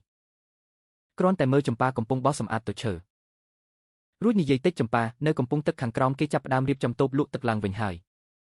បងឃើញអូនម្នាក់ឯងទាំងមើលថែសេឡាទាំងរៀបចំការងារគឺហត់ខ្លាំងណាស់បងចង់សុំធ្វើជាជំនួយការរបស់អូនមិនបាច់មានប្រាក់ខែទេគ្រាន់តែអូនអនុញ្ញាតឲ្យបងនៅក្បែរនេះជួយសម្រាលការងារអូននៅពេលត្រូវការដៃជើងជួយចម្ប៉ាឈប់សម្អាតភ្នែកសម្លឹងមើលទៅឈើចាស់នាងមិនងើបក្បាលមើលគេឡើយសំឡេងស្ងប់ស្ងាត់ខ្ញុំគ្មានលុយដើម្បីបើកប្រាក់ខែឲ្យជំនួយការថ្លៃដូចលោកឡើយហើយនៅទីនេះក៏គ្មានការងារអ្វីត្រូវការមនុស្សដូចលោកដែរលោកចេះតែធ្វើអ្វីដែលលោកចង់ធ្វើទៅចុះសុខានៅតែមានភាពអត់ធ្មត់សំឡេងស្រទន់ចុះបង្ហាញពីក្តីស្មោះត្រង់នាងមិននិយាយយល់ព្រមឡើយប៉ុន្តែក៏មិនបានបិទទ្វារដាក់មុខគេដែរចំពោះសុខាភាពស្ងប់ស្ងាត់មិនដេញចេញនោះគឺជាក្តីសង្ឃឹមដ៏ធំធេងហើយថ្ងៃបន្ទាប់មកគឺជាដំណើរជីវិតដ៏ថ្មីសន្លាងនិងទុនជ្រាយរបស់បុរសដែលធ្លាប់គិតថាលុយកាក់អាចដោះស្រាយបានគ្រប់យ៉ាងភាពអំនួតរបស់មនុស្សឈរខ្ពស់បានបាត់បង់ទាំងស្រុងនៅពេលសុខាប្រឈមមុខនឹងការពិតដែលពោពេញដោយខ្លាញ់ផ្សែងចង្ក្រាននិងសម្លេងយំរបស់កូនតូចការសាកល្បងដំបូងបង្អស់គឺការងូតទឹកឲ្យសេឡាពេលល្ងាចពន្លឺព្រះអាទិត្យរលត់ទៅបន្ទប់តូចមានក្លិនក្រអូបសាប៊ូនិងទឹកក្តៅវណ្ណសុខាសុកដៃអោស្លាំងដល់កែងដៃនាឡិកាថ្លៃត្រូវបានដោះទុកនៅជ្រុងទៅយូរហើយគេលុតជង្គង់ទាំងពីរចុះលើដីការ៉ូក្នុងបន្ទប់ទឹកដែលម្ខាងត្រកក្បាលកូនតូចដៃម្ខាងទៀតកាន់ផ្ដិលជ័រដួសទឹកយ៉ាងទន់ជ្រាយប៉ាធ្វើឲ្យសេឡាឈើមែនទេក្មេងតូចខ្លាចបន្តិចដៃតូចទាំងពីរតោងកែមចានជ័រភ្នែកសម្លឹងមើលដោយការពារខ្លួនទេប៉ាស្រឡាញ់កូនប៉ាជួយងូតទឹកឲ្យណាសម្លេងសុខាញ័រដៃរបស់គេពោពេញដោយភាពគ្រើមខ្លាំងពេលប៉ាស្បែកទន់របស់កូនប្រុសតែងតែបារម្ភថានឹងធ្វើឲ្យកូនឈឺគេដួសទឹកបន្តិចម្ដងស្រោចលើស្មារបស់សេឡាទាំងធ្វើទាំងផ្លុំខ្យល់ថ្នមដូចជាវិធីដែលគេធ្លាប់ឃើញម្ដាយនៅជនបទធ្វើក្មេងតូចពីការខ្លាចចាប់ផ្ដើមទទួលអារម្មណ៍កក់ក្ដៅពីខ្លួនឪពុកនិងការប្រុងប្រយ័ត្នខ្ពស់បំផុតរបស់គេក៏ចាប់ផ្ដើមលែងខ្លួនធម្មតាសេឡាប្រើដៃវីទឹកធ្វើឲ្យទឹកខ្ទាតចំមុខចំអោសរបស់សុខាមិនខឹងឡើយគេសើចឡើងយ៉ាងសប្បាយស្នាមសាយធម្មជាតិបំផុតបន្ទាប់ពីឆ្នាំជាច្រើនរស់នៅក្នុងស្នាមញឹមរាក់ទាក់ប៉ុន្តែការសាកល្បងធំបំផុតគឺនៅក្នុងផ្ទះបាយតូចសុខាចង់សរសំលំជូរគ្រឿងក្បាលត្រីឆ្ដោដែលជាម្ហូបកាលពីមុននៅក្នុងថ្ងៃក្រីក្រខ្លីដែលពួកគេរស់នៅជាមួយគ្នាចម្ប៉ាធ្លាប់ស្លឲ្យគេញ៉ាំរាល់រដូវទឹកឡើងសុខាឈរនៅមុខជ្រេញកាន់កាំបិតរៀបចំត្រីដែលកំពុងតែកម្រើកគេទុនជ្រាយដល់ថ្នាក់បណ្ដោយឲ្យឆ្អឹងត្រីចាក់ចំដៃហូរឈាមប៉ុន្តែមិនធ្ងោសូម្បីតែមួយម៉ាត់ក្លិនគ្រឿងសមក្លិនប្រហុកក្លិនស្លឹកគ្រៃនិងជីរវ៉ាន់ស៊ុយចាប់ផ្ដើមហុយចេញពីឆ្នាំងតូចចម្ប៉ាឈរនៅជ្រុងផ្លូវដើរផ្អែកខ្នងនឹងជញ្ជាំងស្ញាត់ស្ងៀមសម្លឹងមើលខ្នងខ្ពស់ធំរបស់ប្តីចាស់កំពុងតែមីញឹកនឹងផ្សែងចង្ក្រានគេភ្លក់ទឹកសំមុខជ្រីវជ្រួញព្រោះជូរពេករួចប្រញាប់ថែមស្ករថែមអំបិលសម្លឹងមើលសកម្មភាពទុនជ្រាយរបស់បុរសដែលធ្លាប់មានអំណាចខ្លាំងក្រៅសង្គមជ្រុងរឹងរូសបំផុតនៅក្នុងចិត្តរបស់ចម្ប៉ាស្រាប់តែត្រូវបានទឹកក្តៅវណ្ណហូរចូលថ្នមនាងដឹងខ្លួនថាការប្រែប្រួលរបស់សុខាមិនមែនជាការសម្ដែងក្នុងរយៈពេលខ្លីដើម្បីយកចិត្តនាងឡើយប៉ុន្តែវាបានជ្រាបចូលទៅក្នុងខ្លួនក្នុងឈាមរបស់គេបន្ទាប់ពីបញ្ហាជាច្រើនកន្លងមកការផ្លាស់ប្ដូរពិតប្រាកដបានកើតឡើងនៅក្នុងល្ងាចមួយដែលមានខ្យល់បក់ខ្លាំងនៅលើផ្លូវទំនប់ក្បែរកំពង់ទឹកចាស់សុខាបានទិញខ្លែងឯកធ្វើពីក្រដាសពណ៌ខៀវដែលជារបស់លេងថោកគេលក់នៅតាមដងផ្លូវមិនមែនជារបស់លេងបច្ចេកវិទ្យាថ្លៃដែលគេធ្លាប់គិតថាក្មេងណាក៏ចូលចិត្តនោះទេ ខ្យល់ទន្លេបក់ខ្លាំងនាំមកនៅក្លិនទឹកនិងស្មៅស្ងួតសេឡារត់លេងនៅលើស្មៅជើងតូចខំប្រឹងរត់ទៅមុខដៃកាន់ខ្សែខ្លាញ់ប៉ុន្តែខ្លាញ់នៅតែបោកក្បាលចុះដីសុខារត់តាមពីក្រោយដៃម្ខាងការពារពីក្រោយខ្នងកូនដើម្បីកុំឲ្យវាដួលសេឡាលេងដៃចេញបន្តិចពេលខ្យល់បក់មកទីងថ្នមទៅកូនសុខាអន់ខ្លួនចុះកាន់ដៃតូចរបស់សេលានៅក្នុងដៃខ្លួនខ្យល់បក់ខ្លាំងមកដល់សុខាស្រែកខ្លាំងរត់ទៅកូនសេឡាឪពុកនិងកូនរួមគ្នារត់ទៅមុខយ៉ាងលឿនខ្លាញ់ឯកហោះឡើងខ្ពស់ហើរលេងកណ្ដាលមេឃពេលល្ងាចពណ៌ក្រហមដូចជាស្នាមគំនូរសេឡាសម្លឹងមើលទៅលើស្រែកហើយយ៉ាងសប្បាយចិត្តក្នុងភាពរីករាយយ៉ាងខ្លាំងរបស់ក្មេងតូចដែលលើកដំបូងទទួលបានក្តីសុខសាមញ្ញវាងាកខ្លួនមកឪពុករបស់សុខាយ៉ាងណែនថ្ពាល់គួរឲ្យស្រឡាញ់គួរឲ្យអាណិតអោបជាប់នឹងស្មារបស់គេប៉ាខ្លាញ់ហោះខ្ពស់ណាស់ប៉ាសម្លឹងមើលទៅពាក្យថាប៉ាបន្លឺឡើងយ៉ាងធម្មជាតិសប្បាយចិត្តគ្មានភាពភ័យខ្លាចគ្មានការការពារខ្លួនឡើយសុខាឈរថ្មឹងរាងកាយទាំងមូលរបស់គេឡើងរឹងក្នុងរយៈពេល2-3វិនាទីខ្សែខ្លាញ់នៅក្នុងដៃសឹងតែរបូតចេញគេលុតជង្គង់ចុះលើស្មៅអបកូនប្រុសតូចនៅក្នុងទ្រូងយ៉ាងណែនភ្នែកទាំងពីរស្រអាប់ទឹកភ្នែកក្តៅរបស់ឪពុកម្នាក់បានហូរស្រក់ចុះលើសក់របស់សេឡាឆ្នាំជាច្រើនកន្លងមកគេខំប្រឹងស្វែងរកជោគជ័យទ្រព្យសម្បត្តិការគោរពពីពិភពខាងក្រៅប៉ុន្តែគ្មានខណៈពេលណាមួយធ្វើឲ្យទ្រូងរបស់គេមានភាពពេញលេញនិងកក់ក្តៅខ្លាំងដូចពេលនេះឡើយចម្ប៉ាឈរនៅមិនឆ្ងាយក្រោមស្រមោលដើមគីចាស់នាងបានឃើញគ្រប់យ៉ាងឃើញទឹកភ្នែករបស់សុខាឃើញស្នាមញញឹមស្អាតស្អំគ្មានភាពទុកព្រួយរបស់កូនប្រុសខ្លួនបេះដូងដែលធ្លាប់តែកកស្ទះគ្រើមបន្ទាប់ពីឆ្នាំជាច្រើនរងការមើលងាយនិងភាពក្រីក្រស្រាប់តែមានស្នាមប្រេះធំមួយស្រទាប់ទឹកកក្រាស់បានបាក់បែកនិងរលាយបន្តិចម្ដងនៅក្រោមពន្លឺព្រះអាទិត្យពេលល្ងាចក្បែរកំពង់ទឹកចម្ប៉ាមិនបានញំឡើយប៉ុន្តែបួមាត់របស់នាងញឹមតិចដែលជាការអត់ទោសស្ងាត់ដែលសំបីតែនាងក៏មិននឹកស្មានថាអាចផ្ដល់ឲ្យគេបានលឿនបែបនេះដែរនៅពេលយប់ចូលមកដល់បន្ទាប់ពីសេឡាបានគេងលក់ស្កប់ស្កល់ដោយដៃម្ខាងនៅតែកាន់ម្រាមដៃធំរបស់ឪពុកសុខាបានលេងដៃកូនធ្នមរួចដើរចេញមកយកផ្ទះកំពុងទឹកនាពេលយប់មានភាពស្ងប់ស្ងាត់ពន្លឺភ្លើងពីទូកនេសាទឆ្ងាយដូចជាសត្វអំពិលអំពែកនៅលើទឹកសុខាដកប្លង់គម្រោងវិនិយោគចាស់ដែលបត់រញ៉េញ៉ៃចេញពីហោប៉ៅអោគេលាតវាលើទៅឈើកាន់ខ្មៅដៃគូខ្សែបន្ទាត់ច្បាស់ប៉ុន្តែទន់ភ្លន់គេលែងសម្លឹងមើលដីកំពុងទឹកនេះកាត់តាមខ្សែភ្នែករបស់អ្នកចំនួនខំប្រឹងដណ្ដើមដីដើម្បីលក់យកលុយចំណេញទៀតហើយនៅក្នុងក្បាលរបស់គេពេលនេះមានប្លង់រចនាផ្សេងស្រឡះគេលឹកមានគម្រោងទិញយកដីទំនេរជុំវិញកំពង់ទឹកចាស់កន្លែងដែលមនុស្សក្រីក្រដូចជាចម្ប៉ាធ្លាប់រស់នៅតាមថ្ងៃគេនឹងមិនចាក់បេតុងកំទេចវាឡើយគេចង់រក្សាទុកដើមឈើរក្សាកន្លែងទូលាយសម្រាប់ក្មេងលេងខ្លែងរក្សាទុកព្រលឹងនៃតំបន់កំពង់ទឹកដើម្បីសាងសង់សួនច្បាររួមមួយនៅទីនោះនឹងមានមូលនិធិសប្បុរសធម៌ផ្ទះតូចមួយកន្លែងរស់នៅសម្រាប់ស្ត្រីតូចក្រីក្រហើយឈ្មោះរបស់មូលនិធិនោះគេបានសរសេរយ៉ាងស្អាតនៅកាច់ជ្រុងប្លង់មូលនិធិចម្ប៉ាសេឡាសុខាសម្លឹងមើលអក្សរដែលខ្លួនទើបតែសរសេរភ្នែកបង្ហាញពីការប្រាជ្ញាចិត្តនិងស្ងប់ស្ងាត់យ៉ាងចម្លែកនេះមិនមែនជាការប៉ះពាល់ដោយលុយកាក់សាមញ្ញទេប៉ុន្តែជាវិធីដែលគេជ្រើសរើសដើម្បីការពារពិភពលោករបស់នាងតាមបែបបុរសម្នាក់ដែលបានដឹងក្តីពិតប្រាកដបន្ទាប់ពីព្យុះជីវិតថ្ងៃចុងឆ្នាំខ្យល់ពីទន្លេបក់មកនាំមកនៅភាពត្រជាក់ស្រេបប៉ុន្តែលែងត្រជាក់ខ្លាំងទៀតហើយដីទំនេរចាស់ដែលធ្លាប់តែវឹកវរឥឡូវនេះមានមុខមាត់ថ្មីស្រឡះគ្មានអគារខ្ពស់ក្បែរមេឃគ្មានបេតុងដែកថែបដែលបង្ហាញពីលោភ្លន់ចង់បានដីលោតឡើយទីនេះប្រែជាសួនច្បារពណ៌បៃតងដ៏ធំធេងដែលមានផ្លូវដើររៀបចំដោយថ្មស្អាតមានផ្កាព្រៃរីកស្កឹមស្កៃតាមមាត់ទឹកនិងជួរផ្ទះឈើមួយជាន់ដំបូលក្បឿងពណ៌ក្រហមស្ថិតនៅក្រោមដើមគីចាស់ថ្ងៃនេះជាថ្ងៃសម្ពោធមូលនិធិគាំទ្រស្ត្រីនិងកុមារក្រីក្រក្បែរកំពង់ទឹកពិធីកើតឡើងនៅសួនច្បារដ៏ទូលាយកន្លែងដែលកាលពីឆ្នាំមុនចម្ប៉ាធ្លាប់តែកាន់កំសៀវទឹកតែលក់ឲ្យភ្ញៀវដើរផ្លូវគ្មានកម្រាលព្រំក្រហមគ្មានផ្កាថ្លៃរាប់លានគ្មានសម្លេងស្គរឬសូនត្រកថាវែងរបស់អ្នកធំឡើយភ្ញៀវចូលរួមភាគច្រើនជាប្រជាជនពលកម្មក្រីក្រនៅជុំវិញនោះស្ត្រីលក់ដូរនិងក្មេងដែលប្រឡាក់ដៃជើងប៉ុន្តែភ្នែកភ្លឺស្អាតសុខាឈរនៅជ្រុងសួនច្បារស្លៀកពាក់អាវរងាធម្មតាពណ៌ប្រផេះជំនួសឲ្យឈុតអាវធំប្រណិតកាលពីមុនគេសម្លឹងមើលអ្នកតំណាងមូលនិធិដែលជាស្ត្រីម្នាក់ធ្លាប់ឆ្លងកាត់ការលំបាកក្នុងគ្រួសារកំពុងនិយាយអំពីគោលបំណងនៃផ្ទះរួមនេះភ្នែករបស់សុខាមិនបានសម្លឹងមើលផ្លាកឈ្មោះដែលទើបតែបាក់ឡើយគឺសម្លឹងមើលតែស្រមោលរបស់ចម្ប៉ាប៉ុណ្ណោះ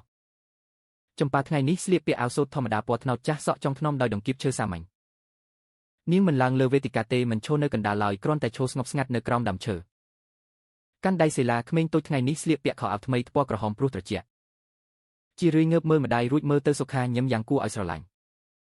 នៅពេលផ្លាកឈើដែលមានឈ្មោះម្ដាយកូនពួកគេត្រូវបានបើកបង្ហាញជាការសន្យាការពីជារៀងរហូតចម្ប៉ាព្រិចភ្នែកតិចនាងងាកមកមើលសុខាខ្សែភ្នែកលែងមានគម្លាតលែងមានការសង្ស័យគឺការស្អប់ខ្ពើមទៀតហើយ ការងក់ក្បាលតិចរបស់នាងនៅក្នុងពន្លឺព្រះអាទិត្យពេលល្ងាចដូចជាការទទួលយកស្ងាត់បិទបញ្ចប់រាល់ព្យុះភ្លៀងនៃយុវវ័យដែលខុសឆ្គងបន្ទាប់ពីភ្ញៀវចុងក្រោយបានត្រឡប់ទៅវិញបន្សល់ទុកឲ្យកំពុងទឹកនៅភាពស្ងប់ស្ងាត់ដើមដំបូងនៃល្ងាចចុងឆ្នាំសុខាមិនបានរៀបចំពិធីជប់លៀងធំនៅសន្តាគារ5ផ្កាយដូចជាទម្លាប់ចាស់ឡើយអាហារគ្រួសារលើកដំបូងបន្ទាប់ពីឆ្នាំជាច្រើនបែកគ្នាត្រូវបានរៀបចំឡើងនៅក្នុងផ្ទះល្វែងតូចសម្លឹងចំកំពង់ទឹកនៅលើទឹកឈើសាមញ្ញម្ហូបមានតែត្រីក្តៅមានក្លិនខ្ញីស្លឹកខ្ទឹមចានសម្លំជូរគ្រឿងនិងបន្លែស្ងោរទឹកគ្រឿងប៉ុន្តែអ្វីដែលពិសេសបំផុតនៃល្ងាចនោះគឺវត្តមានរបស់ភ្ញៀវម្នាក់ដែលមិនបានប្រាប់មុនម្ដាយរបស់សុខាគាត់បានដើរចូលមកបន្ទប់តូចដោយស្មារតីរបស់ស្ត្រីជាន់ខ្ពស់ដែលបានឆ្លងកាត់ស្ទើរតែពេញមួយជីវិតប៉ុន្តែអាវសូត្រពណ៌បៃតងថ្ងៃនេះហាក់ដូចជាលែងសូវមានភាពម៉ឺងម៉ាត់ត្រជាក់ស្រេបដូចជាយប់នៅក្នុងវិឡាធំទៀតហើយគាត់សម្លឹងមើលជុំវិញបន្ទប់សាមញ្ញសម្លឹងមើលចៅប្រុសដែលកំពុងលាក់ខ្លួននៅពីក្រោយម្ដាយរួចសម្លឹងមើលចម្ប៉ាបរិយាកាសស្ងប់ស្ងាត់រហូតដល់ឮសំឡេងទឹកពុះនៅលើចង្ក្រានសុខាបំរុងនឹងដើរទៅនិយាយអ្វីមួយដើម្បីបំបែកភាពស្ងប់ស្ងាត់ប៉ុន្តែចម្ប៉ាបានលឿនជាងនាងចាក់តែទឹកតែក្តៅមួយកែវហុចដោយដៃទាំងពីរទៅចំពោះមុខស្ត្រីដែលធ្លាប់និយាយពាក្យសម្ដីប្រមាថមើលងាយដល់នាងបំផុតសូមម្ដាយផឹកតែទឹកតែក្តៅឲ្យកក់ក្តៅក្នុងខ្លួនបាតស្ត្រីចាស់ភៀងបន្តិចដៃទាំងពីរពាក់ចិញ្ចៀនត្បូងញាប់ញួរទទួលយកកែវតែពីដៃចម្ប៉ាគាត់សម្លឹងមើលភ្នែកស្អាតស្ងប់ស្ងាត់របស់កូនប្រសារដែលខ្លួនធ្លាប់ដេញចេញពីផ្ទះនៅក្នុងភ្នែកនោះគ្មានការរីករាយនឹងជ័យជំនះរបស់មនុស្សដែលទើបតែដណ្ដើមបានប្តីមកវិញឡើយហើយក៏គ្មានការខឹងសម្បាររបស់ជនរងគ្រោះកាលពីមុនដែរវាមានតែការអត់ទោសរបស់ម្ដាយម្នាក់ដែលឆ្លងកាត់ការលំបាកជាច្រើនដើម្បីយល់ថាការរក្សាការស្អប់ខ្ពើមគ្រាន់តែជាបន្ទុកសម្រាប់កូនប្រុសរបស់ខ្លួនប៉ុណ្ណោះគាត់ផឹកតែមួយក្អឹកសម្លេងដកដង្ហើមធំតិចបន្លឺឡើងតែក្រអូបណាស់ម្ដាយសុំទោសកូនចម្ប៉ាពាក្យសុំទោសបន្លឺឡើងកណ្ដាលភាពស្ងប់ស្ងាត់នៃបន្ទប់ស្រាលស្ដាងដូចជាស្លឹកឈើជ្រុះប៉ុន្តែមានទម្ងន់ធ្ងន់បំផ្លាញជញ្ជាំងចាស់ទាំងស្រុងម្ដាយរបស់សុខាងាកមកបក់ដៃហៅសេឡាមកនេះមកចៅប្រុសរបស់យាយកូនតូចសម្លឹងមើលម្ដាយឃើញចម្ប៉ាងងក់ក្បាលតិចក៏ដើរយឺតទៅរ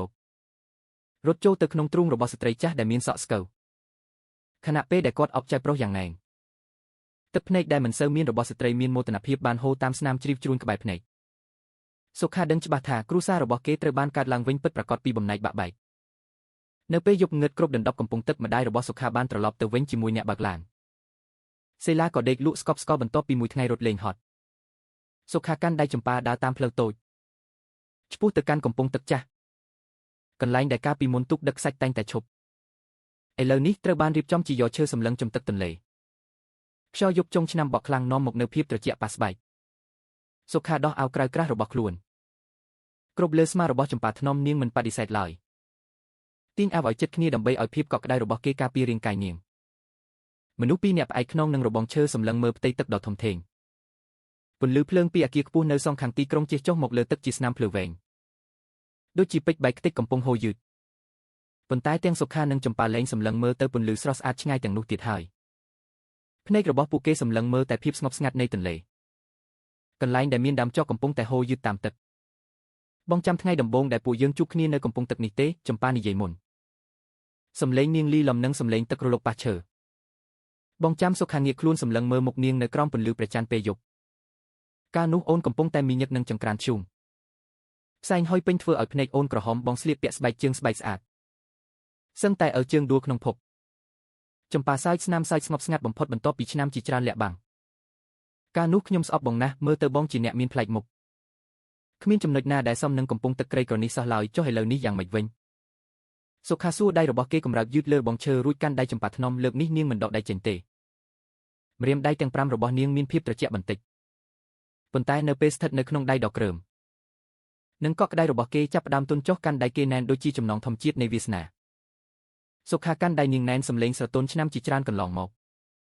បងខំប្រឹងរត់តាមតួលេខនៅក្នុងកណេធនាគារគម្រោងរាប់លានដុល្លារការគោរពរបស់មនុស្សជុំវិញបងធ្លាប់គិតថានោះជាតម្លៃពិតប្រាកដរបស់បុរសម្នាក់ប៉ុន្តែរហូតដល់ពេលឈរនៅទីនេះកាន់ដៃអូនស្ដាប់សម្លេងដកដង្ហើមរបស់កូននៅក្នុងផ្ទះ